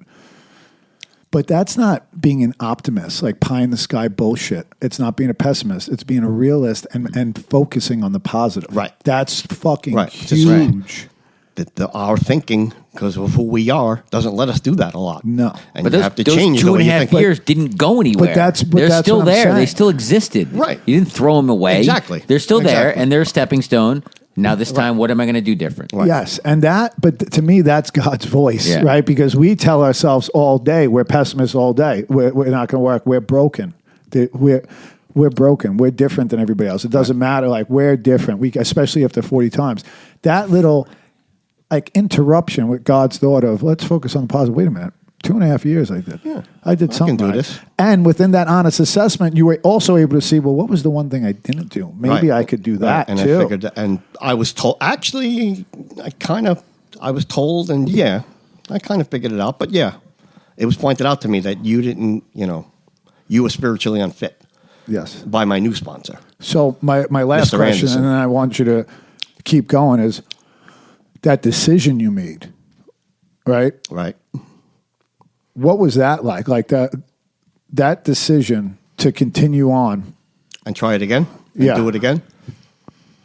Once again, the gift of desperation. You get to a point where, like I said, if my biggest choice is where I'm going to rehab, or, I've gone in whatchamacallit, the nut houses, the fucking.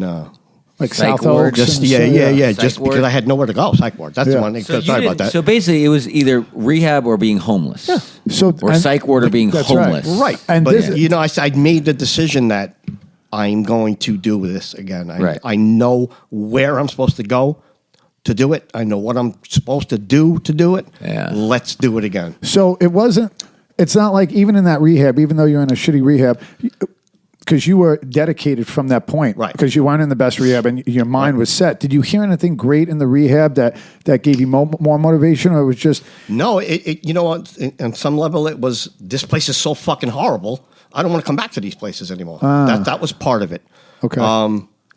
No, I just made a decision. You got to make a conscious decision to, I believe, That's right. at some fucking point, you Yeah. need to make a conscious decision to change your life, change it around, and do the right thing. Like with the third step, Mm-hmm. turn our will and our lives over to the care of God as we understand Him. Mm-hmm. My will is my thinking. My life is my actions. That's right. When I turn my will over, all it really is doing the next right thing. Mm-hmm. You know what the difference between right and wrong is. You know what the difference is. I know what it is. We all know. So when presented with something, there's no justification to do something. It's just do the right thing. Yeah, it's one day at a time is the common cliche, but it's really even more than it's really 1 second, like one, It not can even be. time, just It can be. one little thing at a time. Every little thing, be present, always be present. It's the present. That's it. Right. That's Do. less than one step at a time. It's just the present. That's it. What are you doing right now? That's it. And as you start to do something like that, and you start to make those decisions, well, not even make you just do the next right thing. Yeah. It becomes easier. Yeah. Because you're doing it, and it becomes second nature. And before you know it, your life's getting better. Right. And it's just it's how this whole thing works. But that's why I loved how you explained the third step so accurately and simplistically, because we get so caught up in it. And Yeah. that's why I think the same way. I could call you guys right now. Let's say I'm going to do something stupid, pick up, whatever the Right. fuck stupid things I do, which is there's 1,000 of them. Yeah. And I call you to say, hey, Mike, I'm about to go do this thing. That's me turning my will over for a second as far as that part, right? Right. And you could give me great suggestions. Right. You're Well, still gonna now, do what you what gotta about do. the life part? What about, like you said, I'm listening. I turned over my thoughts, but Right. my action. So I could hang up that phone and I could not complete that triangle and still fucking do my selfish Correct. desire thing. Correct. And it's all fucked. So it has to be will in life. It has to be somewhat. So- yeah, absolutely. It sounds like even in that shitty rehab, you had just made a decision. Yes. A decision to be all in. I'm doing this again. That's I'm right. Doing So it again. now walk me through when you get out, right? I just want to let you go. I might interrupt because Okay. it's so fascinating to Yeah. hear. I like talking about the state of being during the process because whether you're an alcoholic, whether you're just fucking struggling with something in life, depression, whatever, we all get in these, like, our state of being is the only thing we can control because so much crazy shit's happening out there. And if you can't control your state, you're fucked, right? Right. But guide me through, you made that decision in rehab, the day you get out, what you do, everything you've done leading up to this point, even the struggles, because we have struggles in recovery Right. too. Well, floor is yours. When you're in that situation and you're getting ready to get out, you're trying to find what outpatient you're going to go to, what sober house you're going to go to, and you're making all these decisions, and you're hoping everything works out. I actually went to I don't want to say the name of the place. No, we'll bleep it out. It's not a big deal. Okay, I went to it was called Safe Haven, and I stayed sober for a year and a half there before I moved to one of the Integrity houses. I have no idea how I stayed sober there because there was guys getting high, and I just chose to stay with a couple of guys in the house that were doing the right thing. Well, there you go. Because I had made that decision before that I'm doing what I need to do. Yeah. Sometimes you get in a situation in a house where you really didn't want to be there or whatever it may be, but you got there. You need to make it work from there. Yeah. And that's what I did. So I stayed sober for a year and a half, and then I was offered to go to the house I'm in now, which is it's a fucking awesome house. I got my own room. What a fucking blessing, right? Yeah. And I was told, when the owner and all the guys, I thanked them all. They said, Mike, you kind of earned it by doing what you're supposed to be doing. That's fucking right. So I got in a good place. But yeah, as far as what I'm thinking, at first it's just there's a lot of shit going on, and you got to try to concentrate and get it all together. And then when you kind of get that situation set, you got to make the fucking best of it, whatever it may be. So that's what I did. And I'm in the best place in my head I've been in probably about 40 years. That's beautiful. So why the fuck would I go out and fuck it all up? That's right. And that's why, I always say this, and I relate it to sports because I relate everything to sports. It's like that belief you had, even if it was small, that's the start of something so much bigger. Absolutely. Because the work we put in then builds a bigger belief, right? And because why would you, if you don't even have the littlest belief, why the fuck would you try so hard? Like if Michael Jordan and Kobe Bryant, for example, didn't believe that if I could, if I fucking work my ass off harder than anybody, I could be great. If they didn't have that in their head that they could be great. Exactly. Right. Because why the fuck would you work so hard if you didn't have a belief first that if I do that work, I could be the greatest? I think it's more even when. I think it's like when I do the work, I will be great. Of course. They don't even have the ifs. Oh. Tissue? You have a tissue? Yeah, we got one. You know what I mean? mean? You can use Justin's sleeve. He just fucking sneezed into that 2 seconds ago. When. It's like when I put the work in. No, because when means you already think. What I'm saying is you gotta believe. If you don't believe you could do it, it's not a matter of when yet until you get that little belief. And the belief comes from if I do this, not what, because that belief of if I do this, I could be that it's still a work in progress. You know what I'm saying, Justin? Yeah. Because as you start to do those things, right, your belief is small. But as you start to put the work in and see yourself progress and get better, you start to believe more and more. Therefore, you start to put more work in. Yeah. And the consistency becomes. And that's all this is about, is being consistent. Well, I was going to the sports one because that's what Jordan said. Jordan was like, I'm going to do this and this is what's going to happen. That's right. There was no if. No. But that belief. That's what I kind of said with the snowball. It's kind of the same type of thing. It starts to get better. And it just, first of all, this is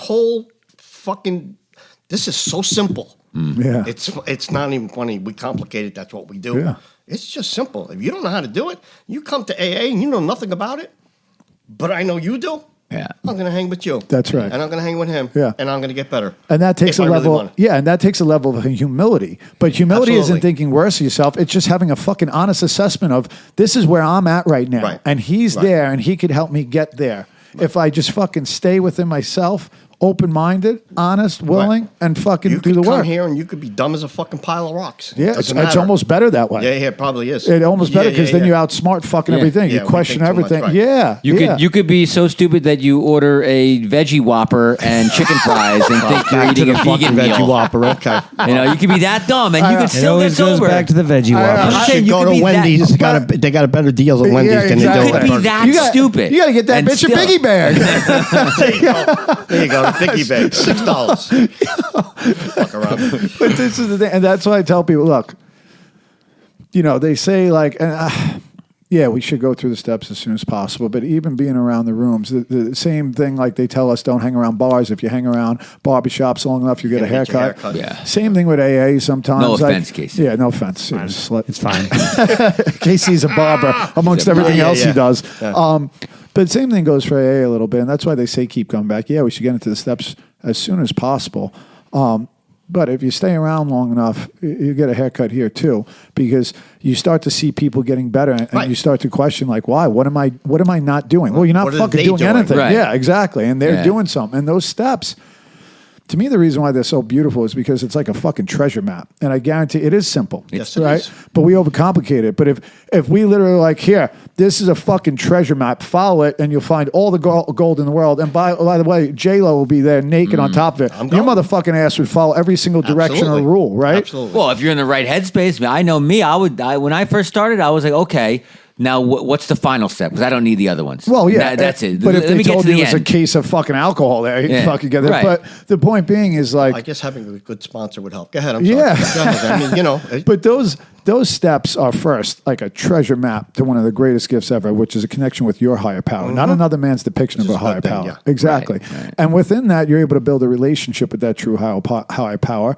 really building a relationship with your true or authentic self. But after that, it becomes a blueprint on how to deal with life. Yes. Because those fucking, like, there's so many things that I use the step for Yeah. in my everyday life because it's applicable and it makes sense. Yes, it is. Right? So that decision you made and going all in, what I'd like to know is through that process, because now you're in a good sober house with good men doing the right thing, right? Right. You got a sponsor, you're going through the steps. And I know how great your life is now and continues to get great, but for our listeners, can you give us some like, because along the way we lose belief, right? And like you said, that snowball effect. Right. Along your way of doing all these action steps, what are some of the times, maybe there were crossroads in sobriety where things weren't so good, but what were some of the moments that really gave you the belief that keep going? Keep going. Could you highlight those a little bit in your journey? I can be more general about it. Yeah. It's just sometimes my whole day seems surreal. The people that I'm surrounded with, because there's so many good people that are around me now, where I look at my day and go, holy shit, I would have not been with any of these people if I wasn't getting clean and sober.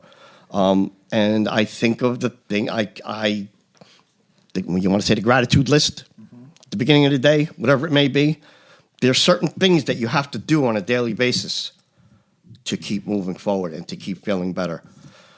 And some days I fall short, but you got to catch yourself and you got to be honest with yourself and be able to see what's going wrong and correct it. But that's 'Cause steps in action. Yeah, it's exactly what it is.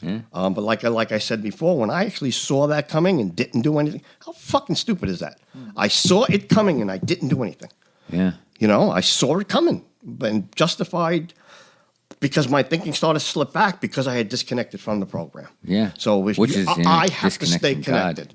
For me, for it to work, I don't have a choice. And if I got to go to 2 or 3 meetings for the rest of my life, then that's what I have to do. Yeah, but to me, that's a gift. Yeah. I would not even if I was never an addict, and I never did the steps. I wouldn't be as healthy of a person. Spiritually, I wouldn't Yeah. be as close to God. Right. I would all these gifts that I have in life now are because I went through the steps and because I was an addict. I'm an addict, and I went through the steps. I never would have. I feel like so many people could benefit from going through. Yeah, the they steps. say that a lot, but they don't have the people. gift. They don't have what They don't we have the gift of desperation. Oh, yeah. That's true, too. That's Yeah. a lot of it, Well, But they're not addicts and alcoholics, so Yeah. they don't know about the 12 steps, which can really Right, help you change right. the way you think. There's a power in pain. Yes. There is a power in pain. And that's why I struggle. That's why usually the hardest things we do in life, we appreciate the most. Right? Right. Because we could always draw back on them like, I did that. I could fucking do this. Right. Right? Yeah. So it's like that power of pain, and that's why they say, and I don't give a fuck. It's anything. You want to stop eating ice cream, you want to fucking stop going to hooker, whatever the fuck it is. It has to be that way where the pain gets so great, it outweighs the pleasure. That's why it's a gift. Absolutely. Yeah. Yep. And that's why it's from God's grace, a gift, something we did not deserve, Yes. but something that opened up our eyes enough to pay attention to. Right. And what I want to ask you is this. you said before during those 2.5 years you didn't have that white light experience.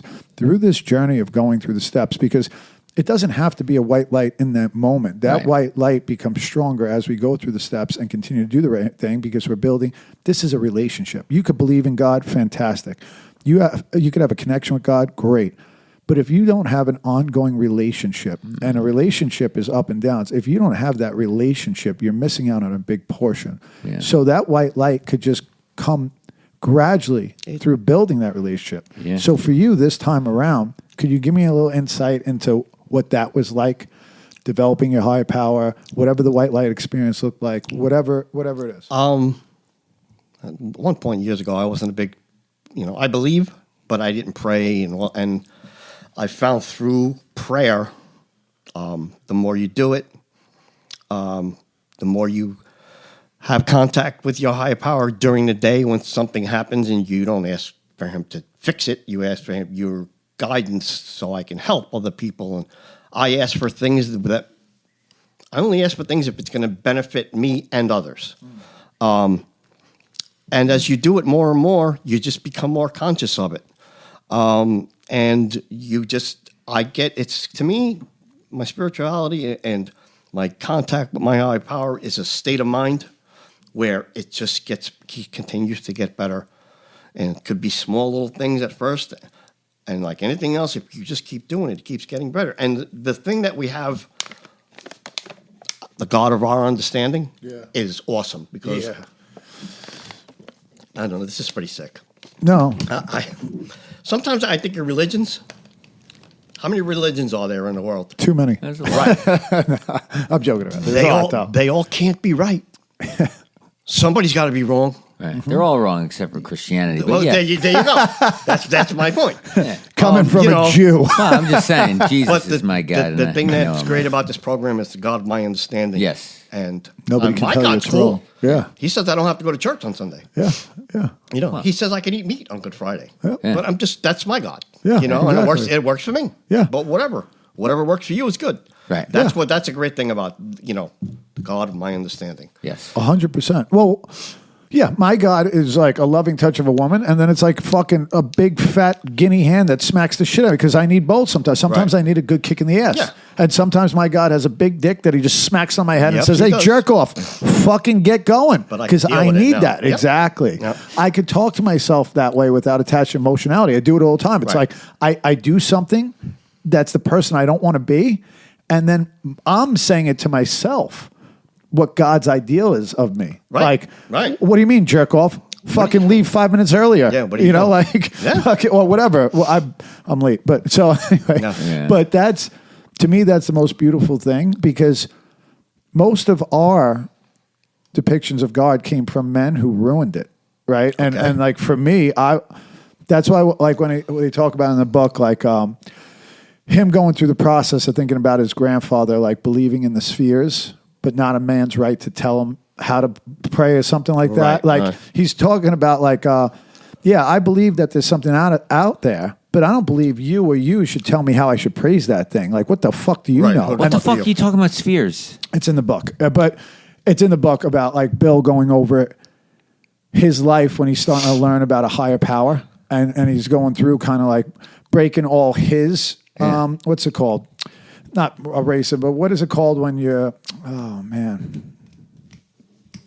prejudice towards religions. He's talking about his prejudice towards religions, and he's talking about like, remember how his grandfather would say like the spheres have its sound and its beautiful music, but he doesn't believe like another man should tell him how to listen or something like that. He's basically talking about the same thing. Like, I'm not believing based on your depiction of God and what you tell me to do, because a lot of religions were created to fucking control people anyway. Yeah, I believe that. That's fucking like, and again, these are depictions of God, fear, God of like fear that's going to take this, that, the other thing.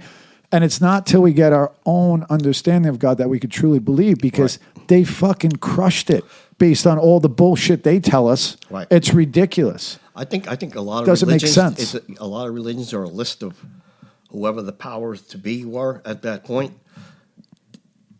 it's a guideline to make everybody conform to the way that they wanted them to, what they wanted them to do. Agreed. Well, like Me too. anything else Yeah. in life, you know, there's going to be people that are going to corrupt a good thing. Right. That's right. That's right. Exactly. It's just it's human nature. And then It's sometimes greed. the original message gets lost, and all Correct. that's left is the corruption. Yes. That's right. Yeah, exactly. Sadly enough, but yeah. Yeah, but it makes sense that most of us, because look, yeah, we're drug addicts, we're alcoholics, but we're pretty smart and apt people.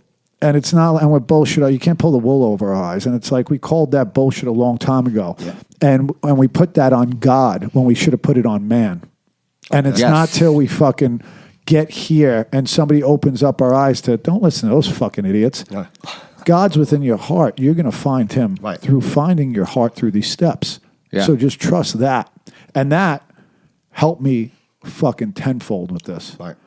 So, like, for you going through this process, right? The last bit I want to get to, because it was so important what you said before about your first stint, 2.5 years, you never gave it away. Right. Walk me through this time when your opportunity came to give it away.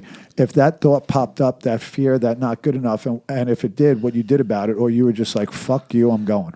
Give it away means, you know, the 12 Go steps. through the steps. Yeah. You Sponsor take people. someone through the Sponsor steps. people. Yeah.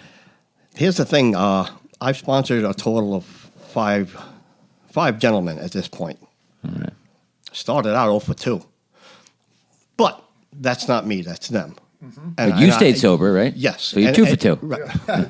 So That's me since so far. then, if you want, I'm 3 for 3. I'm batting 600. But that's the point. Is that Better than that's, Justin's fucking better than close your- rate. well, yeah. 10%. A little bit. Nothing wrong with 10%. Yeah, a little bit. But you know, the people that I had around me, like you were talking about, to ask your sponsor what to do. I have a good support network, and they let me know that it wasn't me, and you know, they supported me when those first 2 did whatever they were going to do.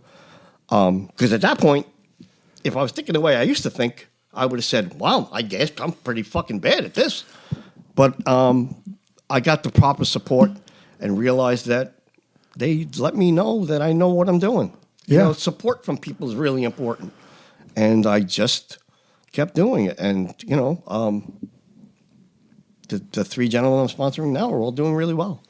But know? those first 2, Mike, came this stint, right? Yes. So that's what I want to know, because Like, before where did it get pushed through? Before you didn't even get to that point because of that not good enough feeling. Right. So like when your first sponsee asked you, "Hey, can you sponsor me?" Were you immediately yes? Did you have any of those negative thoughts, and then you told it to shut No, the it was fuck immediately yes. Nice. Because So what was different? because at this time I'm more, I don't want to say, how can I say, in tune with the program to know where I just don't say no. I'm supposed to do whatever I'm supposed to do. Yep. There's no, if somebody asks me to speak at a meeting, there's no. If somebody else wants me to go with them on a 12-step call. So this is exactly the same thing with me. I just did everything, every suggestion, took Doing what every I'm supposed to- suggestion. that's it. And I didn't question it. Nope. And I didn't try to figure out, why do I have to do this? Why does this work? How does this work? I stopped Just all does, that right. bullshit. And just I said, do it. I know it does work because I'm looking at you.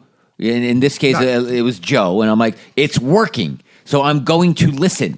That's it. I don't give a fuck Simple. why or how. Yeah. And I don't even care to ever learn why or how. I just know it does. Right. And that's That's that. all you That's need to right. know. Yeah. That little bit of change was everything for me. Right. That's big. Well, this is all about changing the way you think. Yep. You know, because we were so fucking twisted for so long. Yeah. I'm just so happy right now. It's just, my life is so much better. And to anybody that's new, you got to give this a chance. Because if you give it an honest chance and you decide afterwards you want to go back out, still back out there. Right, Go ahead. yeah. That's right. We'll be here when you come back. Yeah. Yeah. Yeah. You know, I don't like to, I kind of just say I could, what they say, step over the bodies. Yeah. I mean, I get it. I mean, that might sound cold. But at that point, when I see things like that, I have to use that to motivate myself for me to get better. Yeah. To look at what they did and not do that and not be that. And Well, you're an it is what it inspiration. is. You're an inspiration because Absolutely. the 40 rehabs, to me, is an inspiration. Because for me, that 10th one, you know, each time, each one, 9, 10, you know, I'm getting so disappointed in myself, and I don't know if I could have done what you did. You know, like I feel like I would have given up. I don't know, and I'm not, hopefully I never find out. But to keep fighting, like that Rocky quote, doesn't matter how hard you get hit, it's how hard. No, it doesn't matter how hard you can hit; it's how hard you can get hit and keep moving forward. Correct. Yeah, because that's like. Thank you, I appreciate that. That's Well, because really life, inspirational. whether an addiction or not, it keeps fucking punching you. Yeah, it does. No matter what. Yeah, of course it does. It's not like it does. It's Yeah. that. But that's what, because I remember. That's one of the things that helped me, dude, when I was in rehab. Because I only went to one rehab and detox. My parents for sent you. me to a bunch of... Oh, look at you, Mr. Fancy yeah. Pants over here. Oh, I only went to one rehab. What do you mean? Oh, look Fuck at you, me. Mikey. Idiot. You went to 40. Yeah. I did it right the first time. What are you Look at talking me. about? No, but assholes. I get- smoked crack because I didn't think I'd be a good drug addict. What are you talking about? I thought I was supposed to go back out there because I Look didn't how have a he's good story. He's taking listen, I offense. give you a props for doing it the first time. No, but it's not even I that. do. Like, Yeah, we'll my- make a my plaque for you and we'll parents- put it on the wall, No, all right? but again, as a good drug addict, I thought that wasn't enough. Like everything else, Right. I thought, oh, everybody has these stories about going to Yeah. 10 rehabs. I need that. Like, Casey, how many rehabs you been to? Oh, you scumbag. I've never even went to Yes, I am better than you. and yes, I'm not retarded. So my parents sent me to 6 therapists because they thought I was bipolar. I'm like, geniuses. yeah, I went I'm to happy therapists. when I have drugs, and I'm not when I don't. So there's your bipolar. Yeah. We're all bipolar. Yeah, As a matter of fact. So go ahead. Exactly. But I don't know. It's just when I kept on relapsing because it took me 10 years to go. I was in and out of the rooms, 3 months, 4 months, 6 months, 8 months, blah, blah, blah. And I had this like guilt and shame of like coming back. After 8 months, I thought I had like a lifetime. And I'll never forget being in an NUMC and a guy coming in talking about having 17 years sober, sponsoring a bunch of guys, circuit speaker, and going out. Yeah. And then coming right back. And that's what was the best part of this time around. The only thing that worked was when I stopped having resolutions that I wasn't going to use. And I my first step was, oh no, I'm a junkie and I'm going to get high. Yes. It wasn't, Right. I'm not going to do it tomorrow. Right. It was, I'm going to get high. And all I kept on saying was, even along my journey, especially the first couple of years, was all I beg for is if I go out, I get right back on the horse and come back in. Yes. Yeah, but our disease tells us usually with the shame and the guilt, oh, don't go back. You're going to have to put your tail between your legs Right. and all of that bullshit. And it's bullshit. It's exactly what it Exactly. is. You go back, people are going to welcome you back with open arms, and that's just the way it is. That's right. But our sick fucking thinking, our disease, my disease doesn't want me dead. My disease wants me fucking miserable. Yes. It wants me Death would just- be too easy. Great Yeah, point. it wants Absolutely. me Yeah. homeless, dirty, hungry. You know, I was up for 7 days one time. That's a drug in itself. That's Sleep fucking deprivation. twisted. Yeah. That's twisted. Yeah. Your mind starts playing tricks on you. You're seeing Hallucinating. things. Yeah. It's fucking sick. Did you hear voices? I remember Yes, when I I was did. up for a few days and Yes, I just did. drinking nonstop. I remember hearing voices in like a fan, like if there was any type of like solid noise, like a fan making, was like the seeing sound of a shit. fan spinning. Sick. I would hear actually demonic voices. Like I would Crazy, hear right? whispering demons, and it wouldn't make sense. But there were words I couldn't really make sense of them, but they were whispering. Yeah. That was your boyfriend, Todd. Justin, open your mouth. I had to. There we go. He couldn't help himself, right? I had to. Yeah, Get me that's another awful. impossible worker. A whopper, you bitch. Oh God. I just look at all the things I've done over the years, and it's, I fucking just look at my life, and I did some twisted shit, and I was in some sick situations, and I was in some. It's just the whole life, and I think about it now, and my brain gets tired. I think about like if I were to go back out now. No, I can't. I think about that whole. Where am I getting money from? Where am I getting shit from? That whole thing and that whole life. Who I'm hanging Yep. around with? Is this person trying to steal from me? Is this fucking person bullshit? That whole my head gets fucking tired. Yeah, just me thinking about too. it, and I don't want to do that. It's so amazing when he course. says this stuff because I'm like, get it. yep, I that's know. exactly Of what. Even course. when I get that fleeting thought of maybe going like, oh, maybe I could just go to a bar. What happens? Maybe I've done so much work that I'm now able to drink normally. Like that'll pass through my head. I mean, But then I how start the- thinking like, wait a second. You know what's going to happen is I'm gonna drink and it's going to feel good for the first hour and then it's going to start to fade away and then I know that I'm not going to let it fade. And I'm going to drink and drink and drink Again. and maybe I'll get away with it the Yes. first night. will. Yeah. Maybe that first, and then I'll Or be the like, second. I proved it. Or this, yeah, That's even worse. I proved it to myself. Yeah. Oh, look at that! I can drink normally. I can, and maybe even for a month I'll get away with it. Right? This hypothetical. Maybe I will. Yes. Oh, I'm only drinking 1 day a week for a month. Look at that! that. Yeah. I'm a normal human. I got a job. I got a girlfriend. I'm good. Right, but then for me, and I've tried that, and that happened to me a few relapses where I did do that. Of course, me and too. then I The ego builds. I That's forget. Like those relapses. I don't even remember what happens in between it. All I remember is me drinking normally for about a month, and then me waking up, in the middle of the night with a bottle of vodka because I'm getting the shakes. Yeah, and I exactly. don't remember what happened in between. Yeah. And that's the scary part. But that's the difference is what you guys are talking about is playing the tape through. But Right. that playing the tape through, that's not our voice. That's God's voice. That only comes with a start to build a relationship with a higher power where you could have that thought and it's immediately, that thought was an obsession before. I don't know about you guys. You'd entertain that thought. Yeah, You can't do that. I don't wake up with Couldn't that get rid of obsession. it. I don't wake up thinking, how am I not going to drink and drug today? That Because your doesn't obsession's happen. been lifted. Exactly. And that's a great thing. Yeah. And for anybody that's new that doesn't think that's going to happen, Yeah. That's it right. will happen. That thought If that you just think- doesn't go away until Right. you use. Right. Like that. Like there was once I planted that seed in my head Right. where I can use, it was not going anywhere until I did use. Absolutely. And now it's just doesn't Different. work like that. Exactly. And that's the beautiful thing, though, Mike, is that we could think about all those crazy things we've done, and that's the best part about this program. Yeah. Like the more struggle God puts us through, all he's doing is like carving out a more useful, a useful being for him. Yeah. Right? So to me, it's like, where the fuck else could you go with your laundry list of shit you did in your life and get a job? Like put it on a resume, right? yeah. But you bring Right. that shit here and it's like you are one of the most useful people in here. Right. But the more fucking shit we go through, the more struggle, all that does. I even look, because that's helped me. I've gone through tons of struggles within recovery. I'm still going through them. And I'm going, right now, I'm going through two really fucking hard struggles, like hard, fucking difficult struggles. Right. The only thing that keeps me going is being able to look back and connect the dots of every time, no matter how hard I fell, no matter how much fucking pain I was in, no matter how far I fell, God was always fucking under me with this fucking fluffy trampoline to catch me and fucking propel me into new heights of growth I could never imagine. Yeah. And If you let them catch you. that's right. Right. But that struggle every time, I used to think of struggle as like this woe is me, poor me, black Yeah, cloud. yeah, like, yeah, if I had no luck, if I didn't have bad luck, I've had no luck at all. Like that's the Oh, fucking Rodney shitty. Dangerfield. Yeah. Oh. But that's the shitty. That thought, that sick thought, fucking kills me in my spirit. The only thing that lifts me up is every time I struggle, because I'm a man and I'm gonna struggle. I'm fucking human by nature. We're defective before even alcoholism. Right. I'm gonna struggle.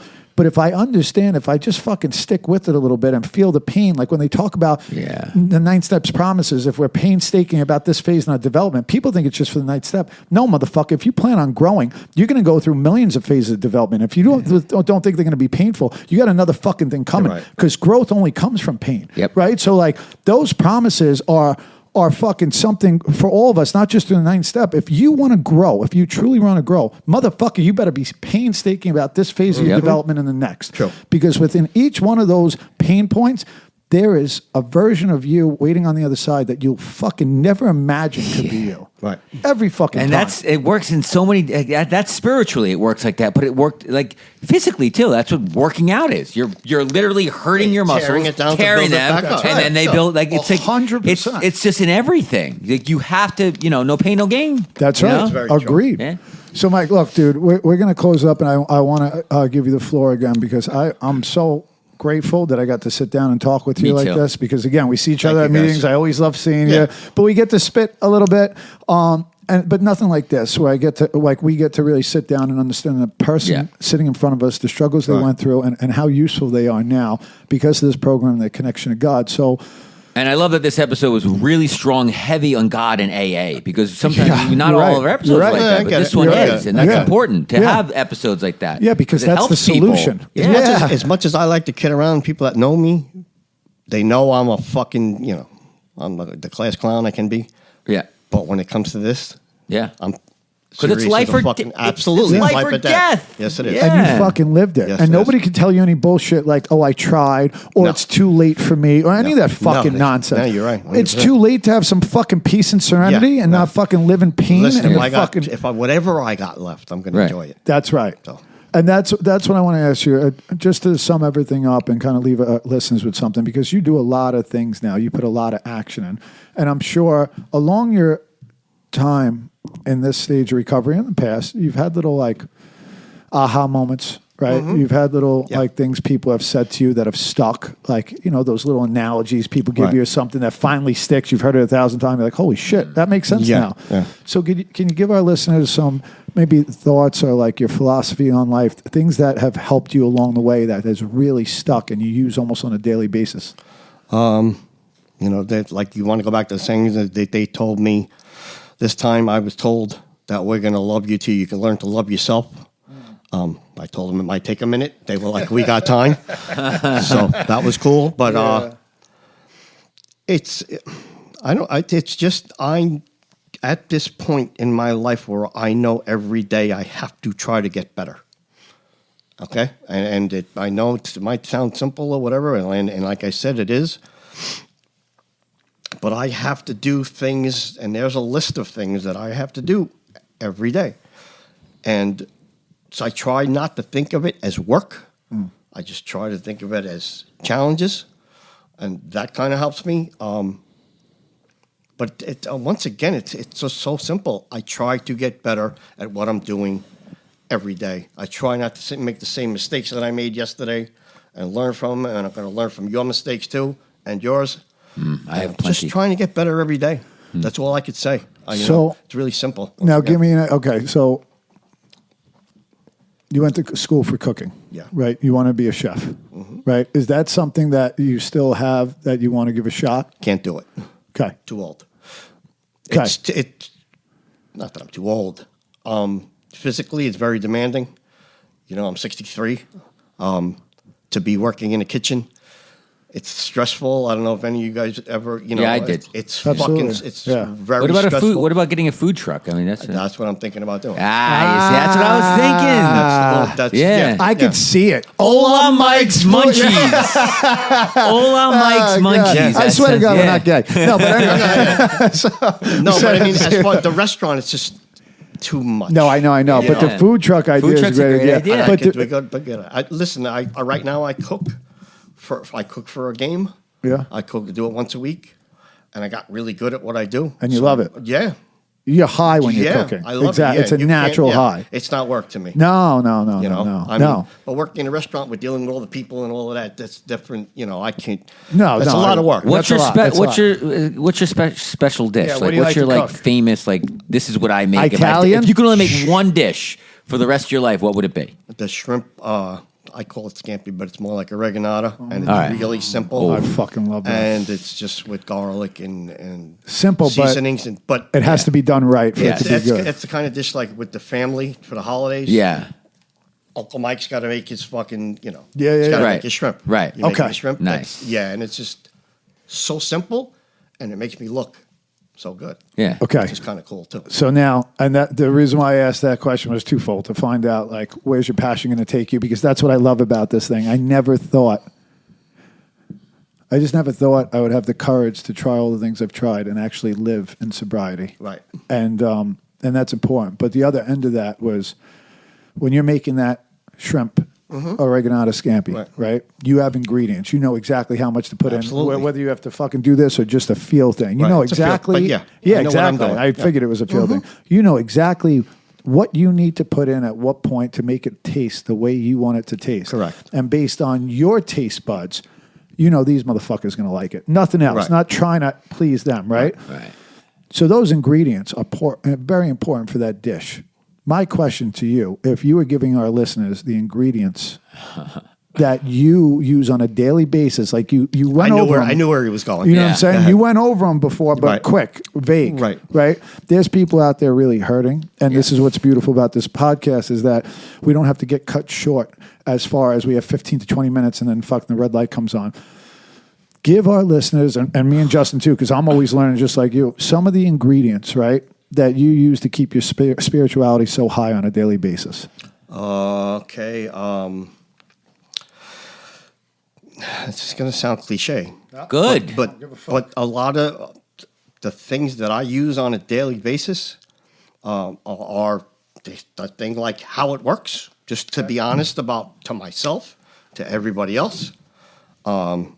I got to be open-minded and realize I don't know everything and I could learn shit every day. Yep. And willing to do the next right thing and willing to do the work. Yep. And willing to get better. And just, I know, like I said, I know it sounds cliche, but that's why it's cliche. Because that shit works. Yeah. I got to realize, like I said, that I don't know everything. And I keep saying, I said it before, and I'm just trying to get better every day. And the honesty to myself is a really big thing, because that time when I had the 2.5 years and I wasn't really honest with myself, when I saw myself going through it and I should have pulled myself out, I wasn't honest with myself. Yep. And I do shit now that if I screw up, let's say, or whatever you want to call it, I see and I feel, I got a conscience that I don't want to be like that. What are you doing, Mike? And I flip it and I try to flip it around. So yeah, those are the most important things. Be humble, be able to ask for help. I just keep saying this is so simple. It's those few things, and once again, I'll say it for the last time. That's why they're cliches, and that's why they're slogans, because they work, and there's got to be truth in them. Well, Mike, it wouldn't be a cliche. Let me thank That's you. And awesome. let me You're the leave you man. with Thank you so three much. pieces of advice for that I would like to give you. All right. Okay. All right. So my 3 pieces of advice for you would be: never play cards with a person with the same first name as a city. Mm-hmm. Never date. Okay. Never date a woman. Like Austin. Never date a woman with a tattoo of a dagger anywhere on her body. Right. And always get 12 hours of sleep every night. Okay. I'm going to give it a try. The 12-hour sleep's going to be tough. I'm supposed to be up at a certain time. Let's see. The woman, I got to be honest with you. You ain't I taking can't- his advice on women. Listen, I can't. I should. If temperature over 85 degrees and a heartbeat, and I'm pretty good. I know. So, I mean, you can edit that out if you want. Yeah, but- I think you we're going have to keep it. That's a Yeah, keeper. absolutely. All right, so- Yeah. I get Yeah. it. That's awesome. Yeah. Dude, Justin was my roommate in the soap house for a while. Trust me, I get it. Yeah, yeah. I used him up like a dirty shoe. disgusting and not erroneous. Erroneous on all counts. So, Yeah. No, I man, love Mike, you. you're the man, Mike, dude. you're the Thank man. you so much. I thank really you guys appreciate for it. having me. I Thank you. appreciate it No, so we're much. Grateful. Yeah. God bless. Thanks, man. All right, thank you.